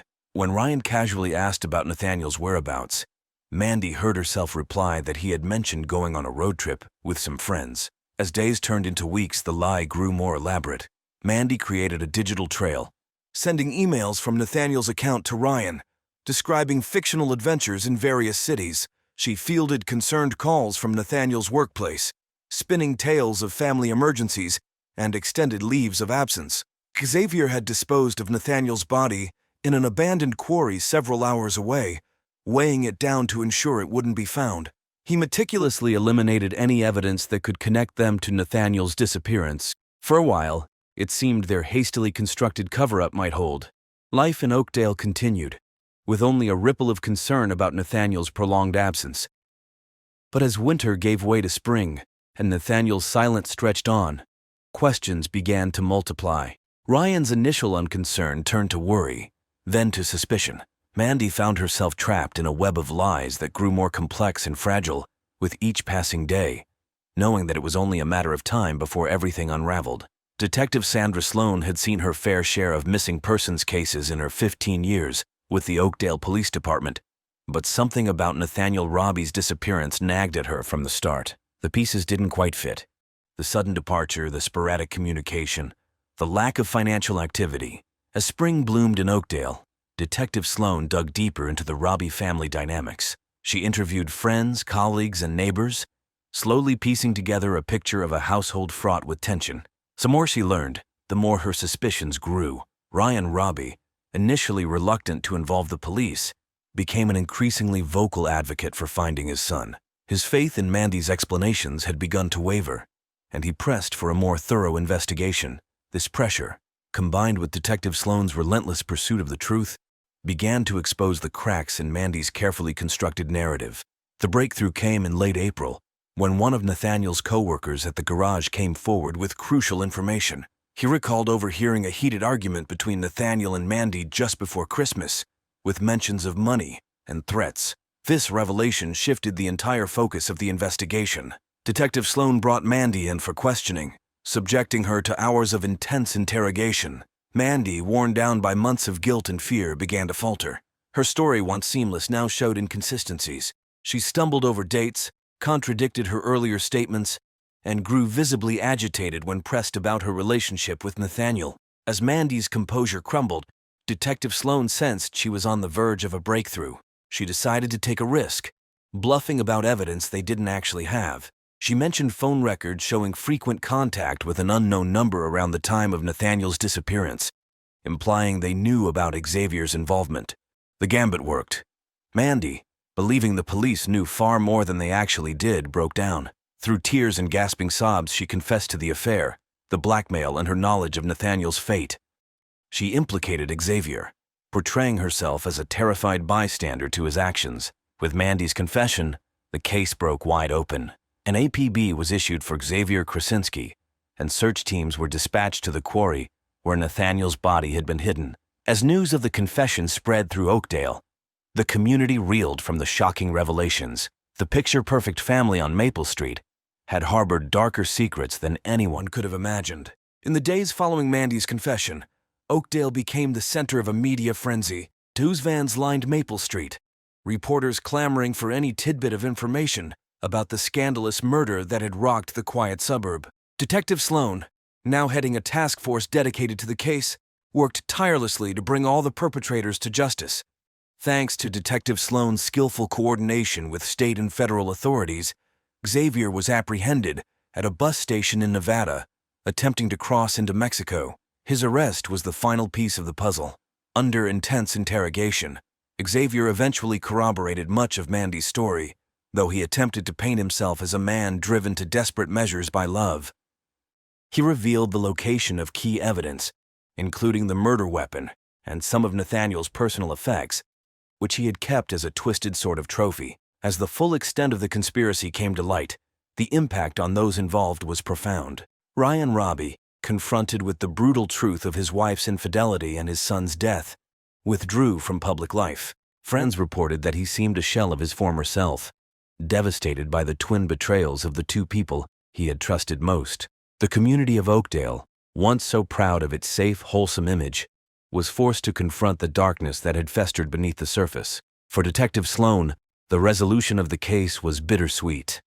While she took pride in unraveling the complex web of lies and bringing the perpetrators to justice, she couldn't shake the feeling that if she had pieced things together sooner, the young man's life might have been saved. In the end, justice was served, but it brought little comfort to those most affected. Xavier, with his history of violence and his role as the primary actor in Nathaniel's death, was sentenced to life in prison without the possibility of parole.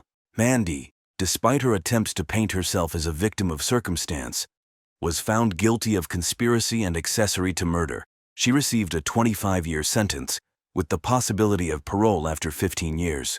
Ryan Robbie, a broken man, sold the family home and left Oakdale.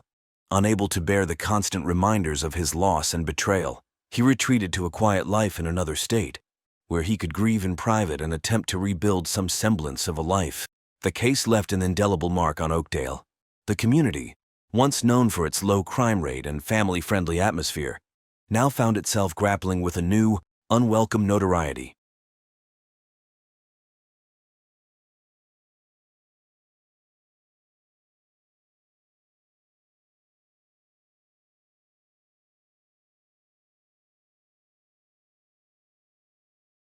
On a crisp autumn morning in 2019, the body of Samantha Davenport was discovered in the basement of her modest suburban home, the victim of a brutal and ritualistic murder. At the center of this horrifying tale was Josh Davenport, a 48-year-old insurance adjuster whose unremarkable life belied the shocking acts he would eventually commit. To his neighbors, Josh was a quiet, somewhat awkward man who kept to himself. Few could have imagined the turmoil brewing beneath his placid exterior, or the sinister forces that would ultimately drive him to murder. Josh Davenport's journey to becoming a murderer began long before he ever logged onto the dark web. Born in 1971 to working-class parents, Josh was a shy and introverted child who struggled to form meaningful connections with his peers. His father, a stern factory worker, showed little affection and often berated Josh for his lack of athletic prowess and social skills. His mother, though loving, was overwhelmed by her own struggles with depression and was unable to provide the emotional support Josh desperately needed. Throughout his school years, Josh found solace in books and computers, excelling academically but failing to develop the social skills necessary to navigate the complexities of human relationships. He graduated high school with honors, but opted to attend the local community college, rather than venturing away from the familiar confines of his town. It was during his college years that Josh experienced his first taste of romantic connection. Samantha, a kind-hearted nursing student, saw past Josh's awkward exterior and was drawn to his intelligence and quiet sensitivity.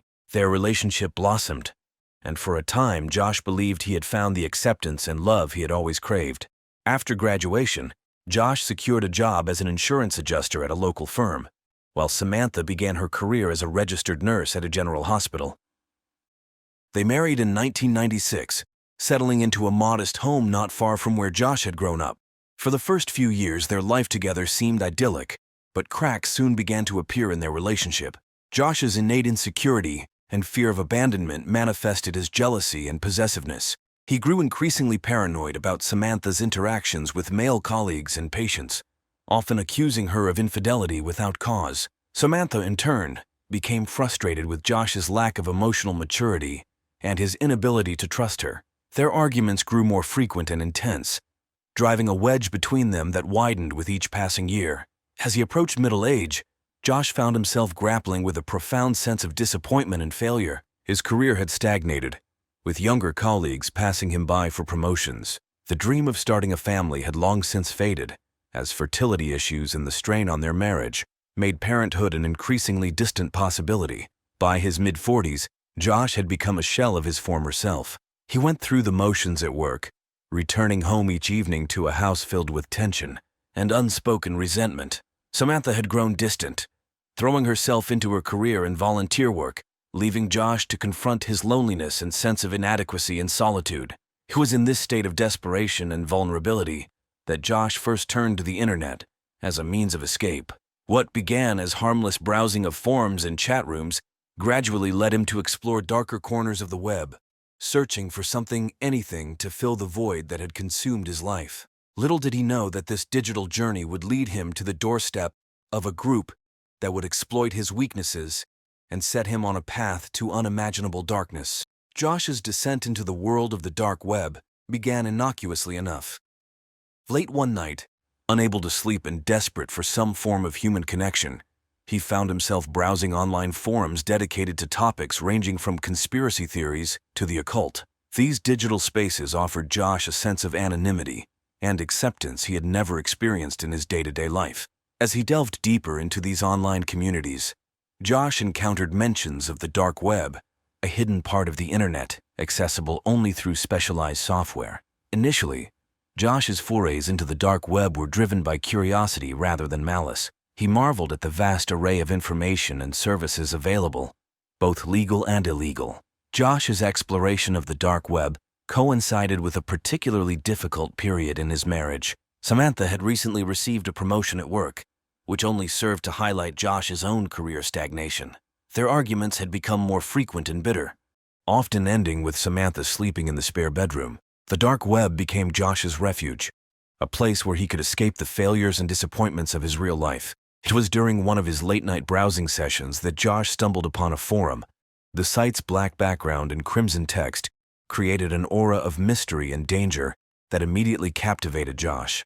As he read through the posts, he found discussions of ancient rituals, dark powers, and the promise of transformation for those deemed worthy. Something about the forum's blend of occult knowledge and promises of personal empowerment resonated deeply with Josh. Here was a group that seemed to offer the sense of purpose and belonging he had craved his entire life.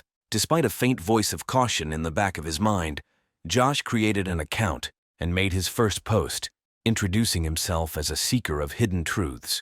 The response was almost immediate.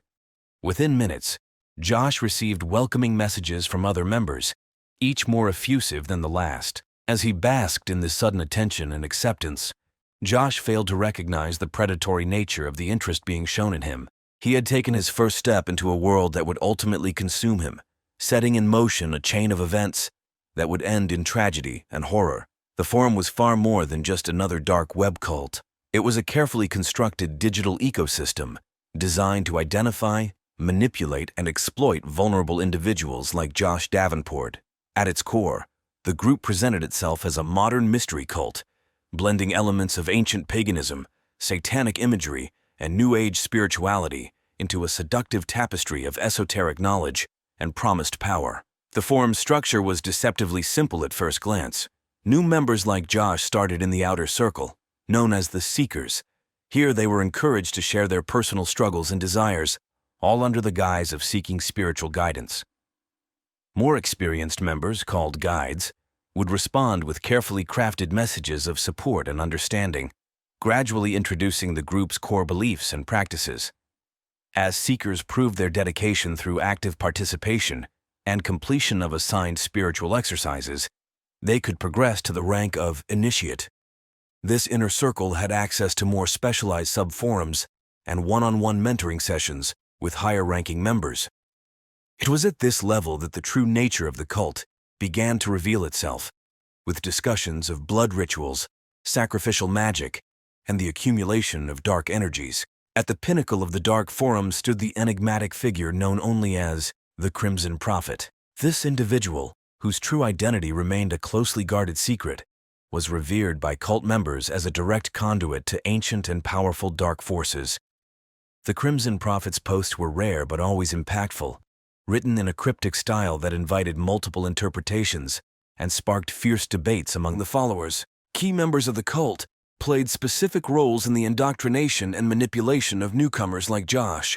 There was Midnight Whisper, a self-proclaimed empath who excelled at identifying and exploiting emotional vulnerabilities.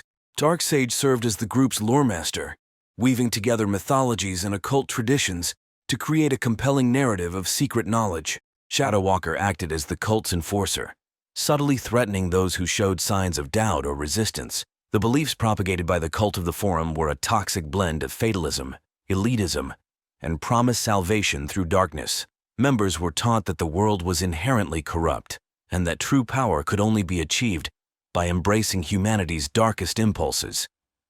The cult preached that certain individuals, their followers, were chosen by dark forces to bring about a new age of chaos and transformation. Rituals played a central role in the cult's practices. These began as seemingly harmless meditation exercises and symbolic gestures performed in front of webcams. However, as members progressed through the ranks, the rituals became increasingly extreme, often involving self-harm, sexual degradation, and eventually, acts of violence against others. Financial exploitation was another key aspect of the cult's operations. Members were encouraged to make offerings to prove their dedication, with higher ranks requiring ever larger financial commitments. As Josh Davenport delved deeper into the cult, He remained unaware of the full scope of the organization he had joined. Josh's progression from seeker to initiate was rapid, fueled by his desperate need for acceptance and his willingness to embrace the cult's teachings.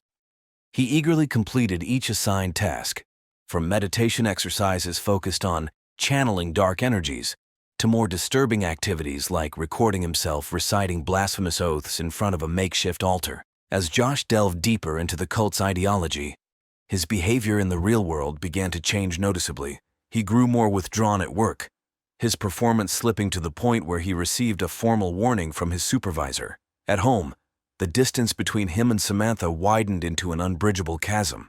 When she attempted to discuss her concerns about his changed demeanor, Josh reacted with uncharacteristic anger, accusing her of trying to hold him back from his true potential. The rituals Josh performed grew increasingly extreme. What began as simple candle-lighting ceremonies evolved into bloodletting rituals, with Josh using a ceremonial dagger, provided by the cult, to make small cuts on his arms and chest. He meticulously documented these acts, sharing the images with his online mentors who praised his dedication and promised that greater power awaited him. Josh's physical appearance began to deteriorate as he neglected his health in favor of spending more time online. He lost weight. His skin took on a pallid hue and dark circles formed under his eyes from countless nights spent hunched over his computer screen. Samantha's pleas for him to seek help fell on deaf ears, as Josh convinced himself that she simply couldn't understand the profound transformation he was undergoing. As Josh progressed through the ranks of the cult, he was granted access to more exclusive areas of the forum. Here, he encountered discussions of even darker practices, including animal sacrifice and the harnessing of sexual energy for magical purposes. The turning point came when Josh was selected for a one-on-one digital audience with the Crimson Prophet. This rare honor filled Josh with a sense of pride and purpose he hadn't felt in years. As he sat before his computer, heart racing in anticipation, Josh felt that he was on the verge of unlocking the secrets of the universe. He had no way of knowing that this conversation would set in motion a series of events that would lead to tragedy and the destruction of everything he had ever known. The digital audience with the Crimson Prophet marked a critical juncture in Josh's descent into darkness. The encounter was carefully orchestrated to maximize its psychological impact, with Josh instructed to prepare his sacred space, don ceremonial robes, and engage in a preparatory ritual involving meditation and self-flagellation. "The prophet, you have been chosen," the message began. "You stand at the threshold of true power, but the path forward requires the ultimate sacrifice. Are you prepared to shed the last vestiges of your former self and embrace the darkness that will set you free?" Josh's fingers trembled as he typed his response. "I am ready, great prophet. Tell me what I must do." What followed was a masterclass in manipulation. The Crimson Prophet began by reinforcing Josh's sense of specialness and destiny. They wove a narrative that recast Josh's life struggles as tests of worthiness, positioning him as a long-awaited messiah figure within the cult's mythology. The prophet then began to probe Josh's psyche, asking pointed questions about his relationships, particularly with Samantha. Josh, his inhibitions lowered by the intoxicating atmosphere of the encounter, poured out his frustrations and resentments. He spoke of feeling emasculated by Samantha's success, of the gnawing fear that she would leave him for someone better. With each confession, the prophet offered validation and twisted guidance. "Your wife is an anchor, holding you back from your true potential," the prophet declared. "She is a servant of the light, unconsciously working to suppress your growing power. As long as she lives, you can never fully embrace your destiny." The suggestion of violence was introduced gradually, cloaked in the language of ritual and sacrifice. The prophet spoke of ancient rites that required the offering of that which the aspirant held most dear. In Josh's case, the prophet asserted, this could only mean one thing: Samantha's life. By the end of the session, Josh's mind was reeling. The prophet left him with a set of detailed instructions for a ritual that would supposedly unleash his latent powers, a ritual that would culminate in Samantha's death. "Perform this rite, and you will be reborn as a living god," the prophet promised. "Fail and you will be cast out, forever unworthy of the gifts that could have been yours." As the prophet's avatar faded from the screen, Josh sat in stunned silence, the full weight of what he was considering crashing down upon him. A small part of him recognized the madness of what he was contemplating, but that voice was quickly drowned out by the chorus of his own insecurities and the seductive whispers of promised power. The week leading up to the fateful night was a blur of feverish preparation and mounting tension for Josh. By day, he went through the motions of his normal life, his colleagues and even Samantha unaware of the storm raging within him. By night, he meticulously gathered the components for the ritual as specified by the Crimson Prophet. Black candles, a silver chalice, a ceremonial dagger with a bone handle, and various herbs and powders of dubious origin. As the designated date approached, Josh's mental state deteriorated rapidly. He barely slept, spending hours poring over the instructions he'd been given, memorizing the incantations and visualizing the act he was about to commit. Samantha, sensing the growing tension, made several attempts to reach out to Josh. She suggested counseling, tried to engage him in conversations about their future, and even planned a weekend getaway in a last-ditch effort to rekindle their connection. Josh rebuffed each overture, his mind already set on the grim task ahead. On the evening of October 15, 2019, Samantha Davenport returned home from her shift at the hospital, exhausted but looking forward to a quiet night with her husband. The house was dark as she entered, save for a faint flickering light emanating from the basement door. Samantha called out Josh's name, receiving no response.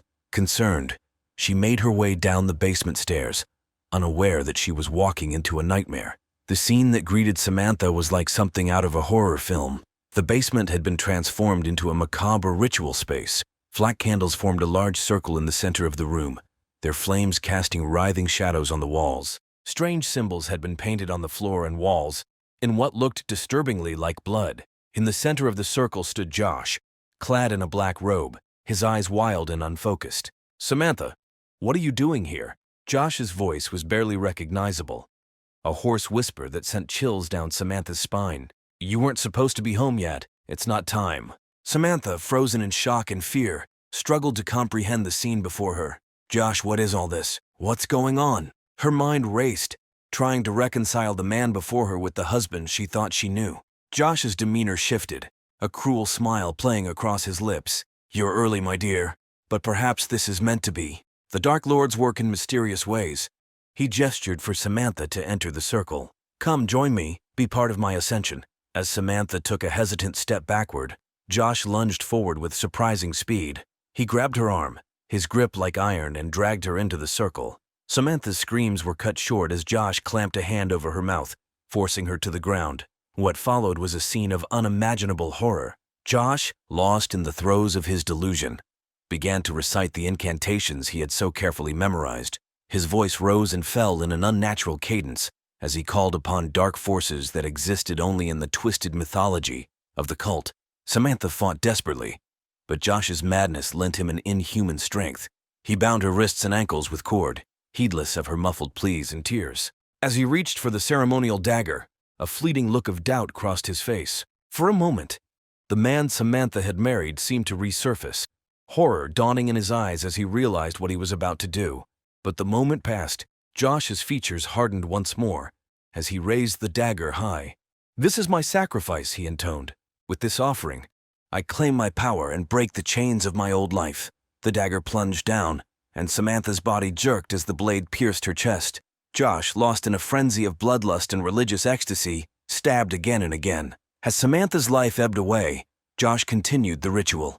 He collected her blood in the silver chalice, anointed his forehead with it, and chanted the final words of the ceremony.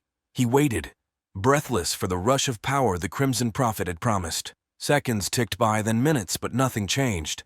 The basement remained silent, save for Josh's ragged breathing and the soft hiss of guttering candles. Slowly, terribly, reality began to assert itself. The magnitude of what he had done crashed over Josh like a tidal wave.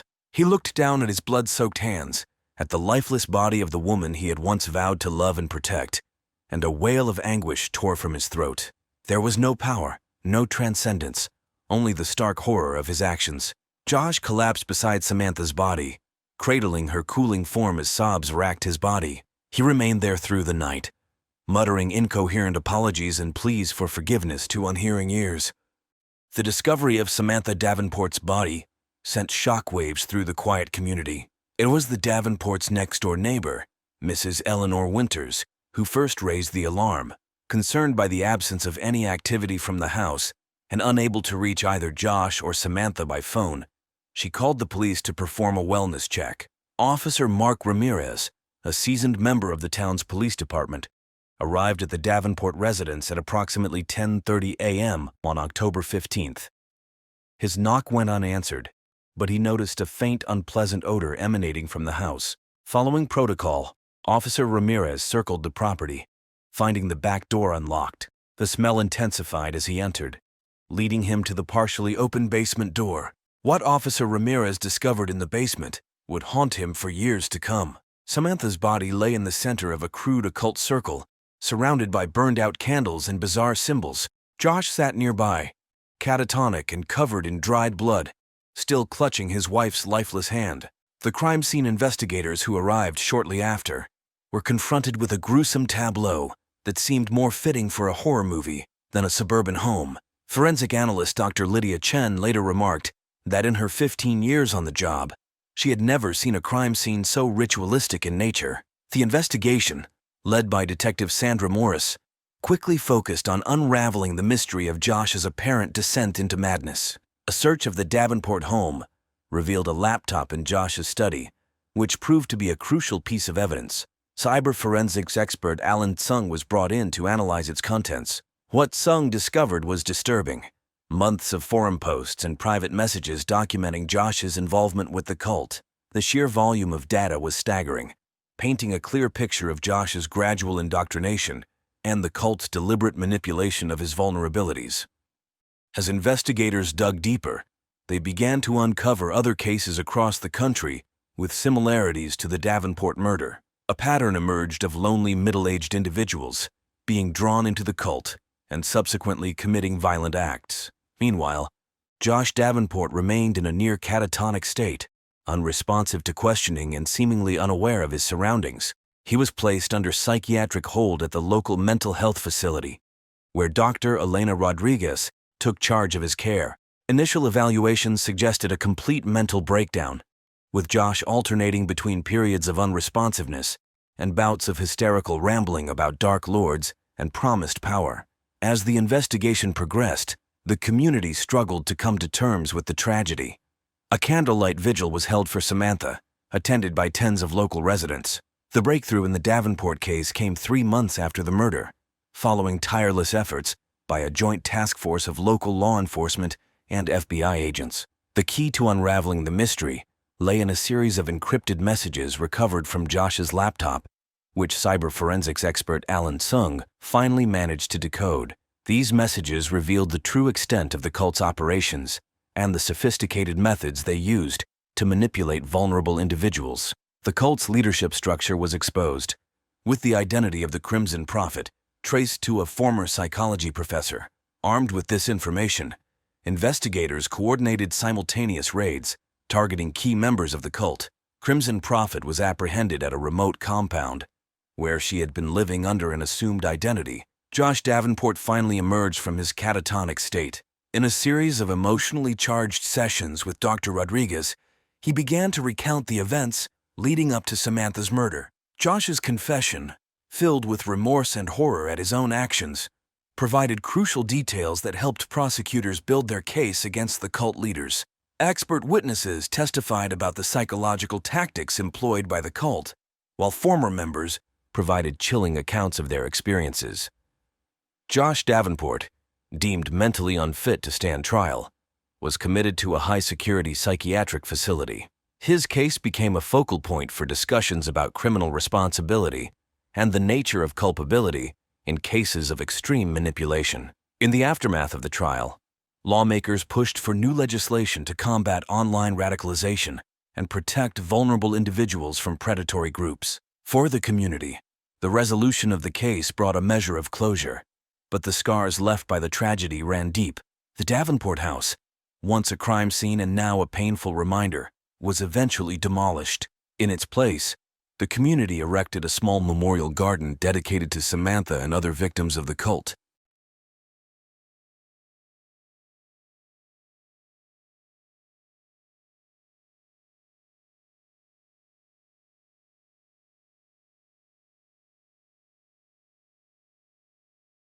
On a sweltering July afternoon in 2019, the facade of suburban bliss was shattered in a way that would haunt the community for years to come.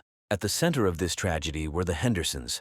Thaddeus, a 45-year-old investment banker with a reputation for his work ethic and community involvement, and his wife Margot, a 43-year-old part-time yoga instructor known for her vibrant personality and infectious laugh.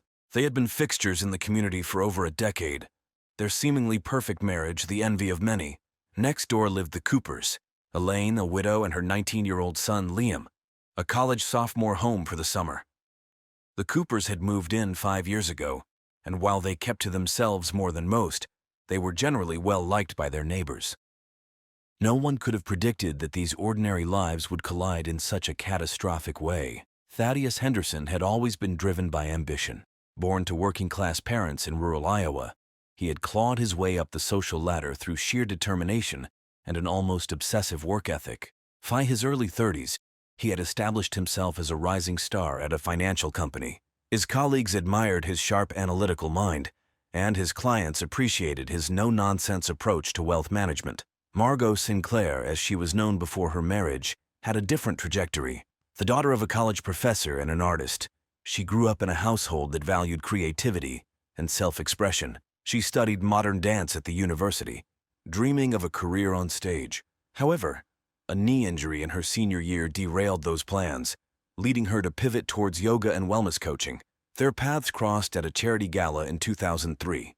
Thaddeus, already successful but lacking in social graces, was immediately drawn to Margot's vivacity and charm. For Margot, Thaddeus represented stability and the promise of a comfortable life that would allow her to pursue her passions without financial worry. They married a year later in a lavish ceremony that was the talk of their social circle.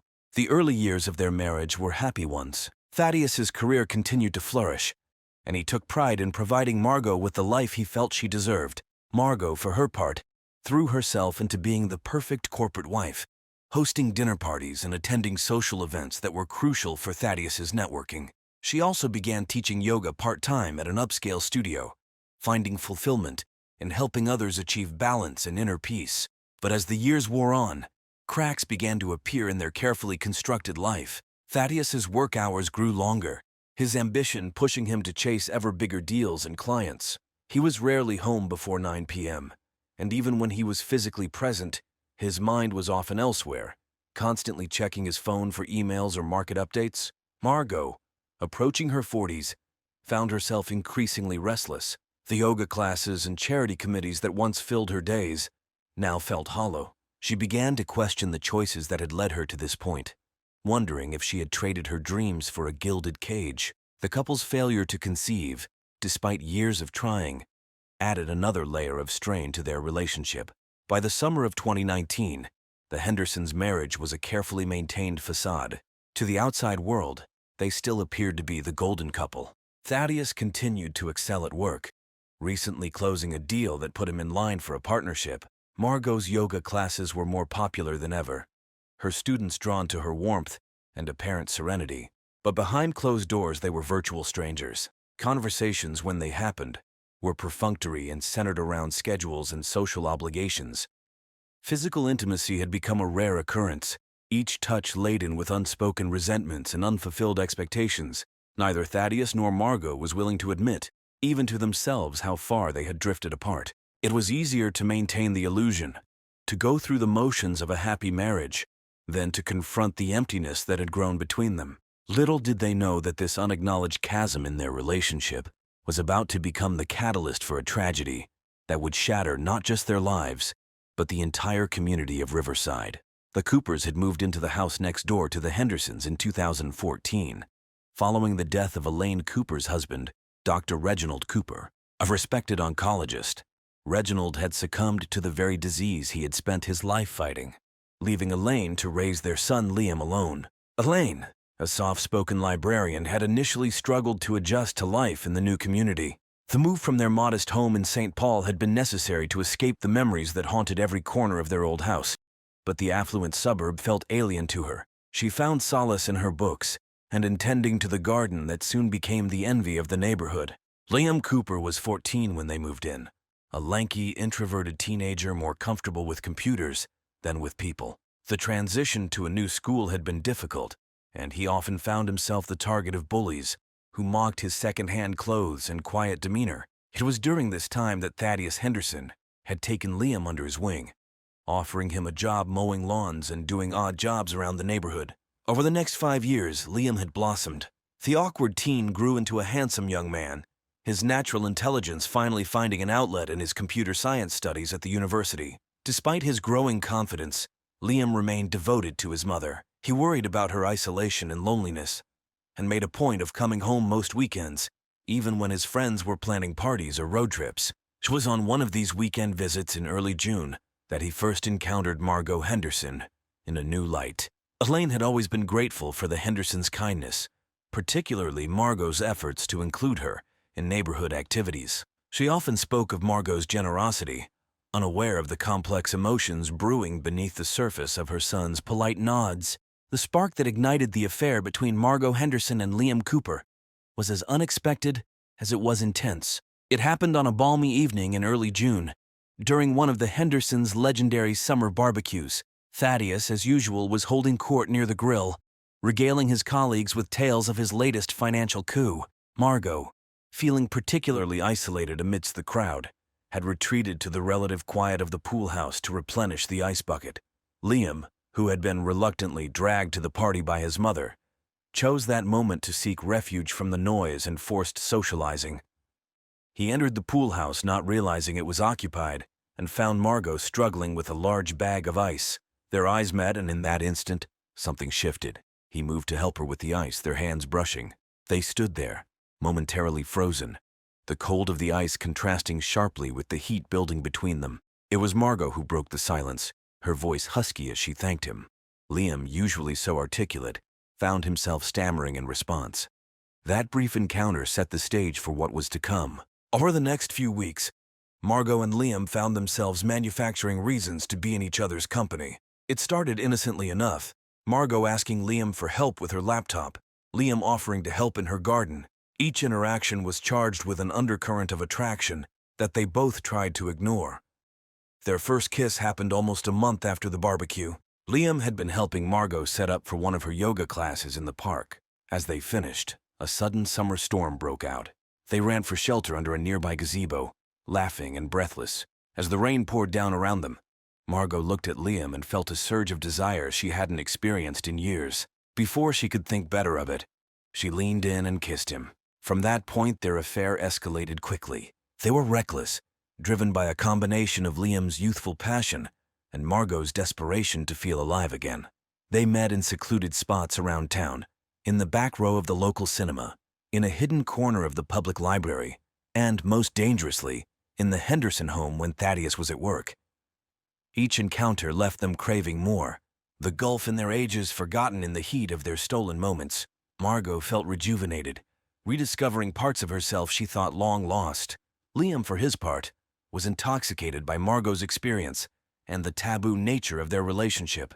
But as the summer wore on, the strain of maintaining their secret began to show. Close calls became more frequent, a neighbor almost catching them in an embrace, a suspicious glance from Elaine when Margot's name came up too often in conversation. The guilt, too, started to weigh on them both. Liam struggled with the knowledge that he was betraying Thaddeus, a man who had been nothing but kind to him. Margot found herself lying more and more to her husband, each deception another crack in the foundation of her marriage. Yet despite the risks and the guilt, neither seemed able to end the affair. They were caught in a whirlwind of passion and need, blind to the devastating consequences that loomed on the horizon. July 15, 2019, dawned hot and humid, the air heavy with the promise of an approaching storm. It was a Monday, and Riverside stirred to life as its residents prepared for another week of work and routine. For Thaddeus Henderson, it began like any other day. He rose early, donned one of his impeccably tailored suits, and left for the office before Margot had even stirred from sleep.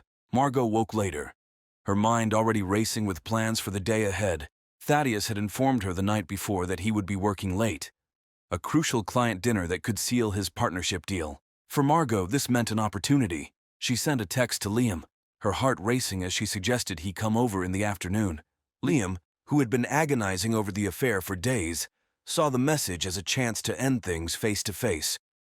He replied with a simple, "Okay," resolving to break it off before the situation spiraled further out of control. The day passed slowly for both of them. Margot went through the motions of her morning yoga class, her usual serenity replaced by a nervous energy that her students couldn't help but notice. Liam, at his summer job, found it hard to focus on the lines of code on his screen, his mind constantly drifting to thoughts of Margot and the conversation to come. At 2:30 p.m., Liam made his way next door, glancing furtively around to ensure none of the neighbors were watching.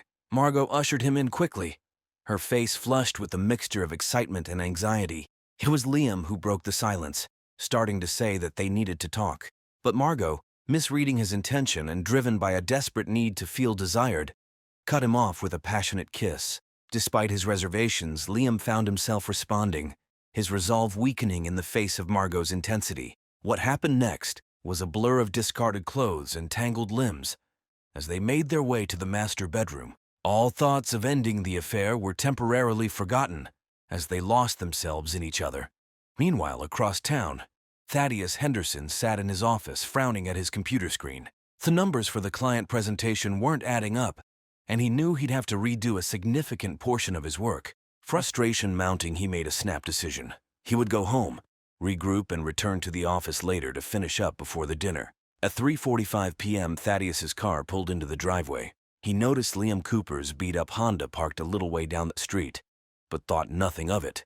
Probably helping Elaine with some errand, he mused as he unlocked the front door. The house was quiet as Thaddeus entered, but something felt off. A half-empty glass of wine sat on the coffee table, unusual for Margot at this hour. Then he heard it, a muffled sound coming from upstairs. Frowning, he climbed the stairs, the noise growing louder as he approached the master bedroom. What Thaddeus saw when he opened the door would be forever seared into his memory. His wife, the woman he had loved for 15 years, was in their bed with Liam Cooper, the 19-year-old guy he had mentored and trusted. Then, with a roar of rage and pain, Thaddeus lunged forward. His hands, so used to manipulating numbers and shaking on business deals, now curled into fists as he grabbed Liam, yanking him off the bed. Margot screamed, scrambling to cover herself and separate the two men, but her efforts were in vain. Thaddeus's first punch caught Liam squarely in the jaw, sending the younger man stumbling backward. But Liam, driven by adrenaline and fear, fought back. The two men grappled, crashing into the dresser, sending framed photos and trinkets scattering across the floor. In the chaos, no one noticed the heavy crystal bookend that fell from the dresser's top. No one saw it until Thaddeus, in a fit of blind rage, grabbed it and brought it down on Liam's head with a sickening thud. The sound seemed to echo in the sudden silence that followed. Liam crumpled to the floor, blood pooling rapidly around his motionless form. Margot's scream pierced the air as the full horror of what had just transpired hit them all. In that moment, as storm clouds gathered outside and sirens wailed in the distance, the lives of everyone involved changed irrevocably. The idyllic facade of Riverside had been shattered, and nothing would ever be the same again. The piercing wail of police sirens shattered the usual tranquility of the community. Neighbors peered out from behind curtains, curiosity mingling with apprehension, as squad cars and an ambulance screeched to a halt in front of the Henderson residence. The first officers on the scene were met with a tableau of horror that would haunt them for years to come. Inside, they found a shell-shocked Thaddeus Henderson, his hands covered in blood, sitting on the edge of the bed with his head in his hands. Margot barely clothed and hysterical. The room bore all the hallmarks of a violent struggle: overturned furniture, shattered glass, and smears of blood on the hardwood floor. Detective Ava Rossi, a veteran of the police department's homicide unit, took charge of the scene. Her first priority was securing medical attention for Liam Cooper. As paramedics worked feverishly to stabilize him, Rossi began the delicate process of piecing together the events that had led to this tragedy. Thaddeus, still in a state of shock, was taken into custody without resistance. Margot was separately questioned. Their stories, fragmented and emotional, painted a picture of a long simmering marital discord that had exploded into violence. As word spread through the neighborhood, a crowd began to gather at the police cordon. Among them was Elaine Cooper, who collapsed in grief when informed of her son's critical condition. She was quickly whisked away to the hospital, where Liam was fighting for his life in the intensive care unit.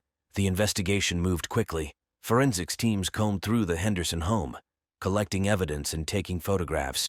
The crystal bookend, now a potential murder weapon, was carefully bagged and tagged.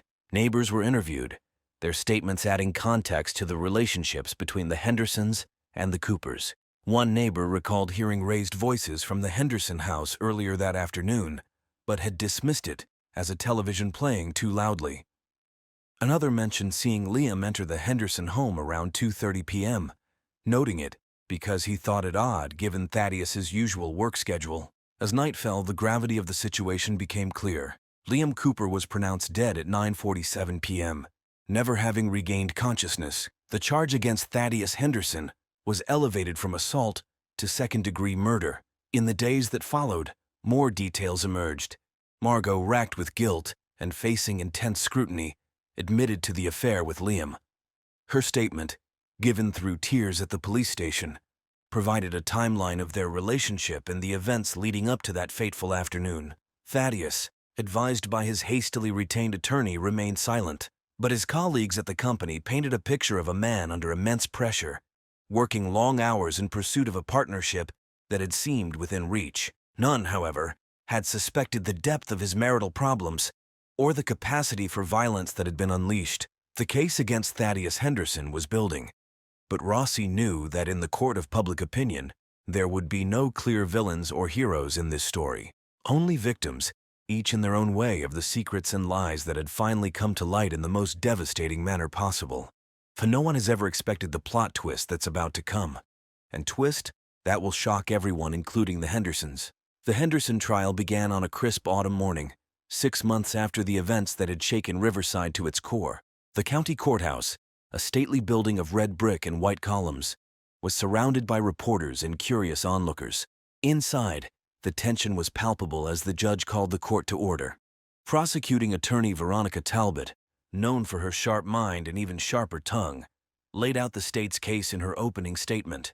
She painted a vivid picture of Thaddeus Henderson as a man consumed by rage and jealousy, who had brutally murdered a young man in the prime of his life. Talbot's words were measured but impactful, her gaze sweeping across the jury as she promised to prove Henderson's guilt beyond any reasonable doubt. Defense attorney countered with a narrative of his own. He portrayed Thaddeus as a devoted husband and pillar of the community, pushed to the brink by a betrayal of the deepest kind. Sterling suggested that the death was a tragic accident, the result of a confrontation that had spiraled out of control. As the trial progressed, a parade of witnesses took the stand. Forensic experts testified about blood spatter patterns and the force required to cause Liam's fatal injury.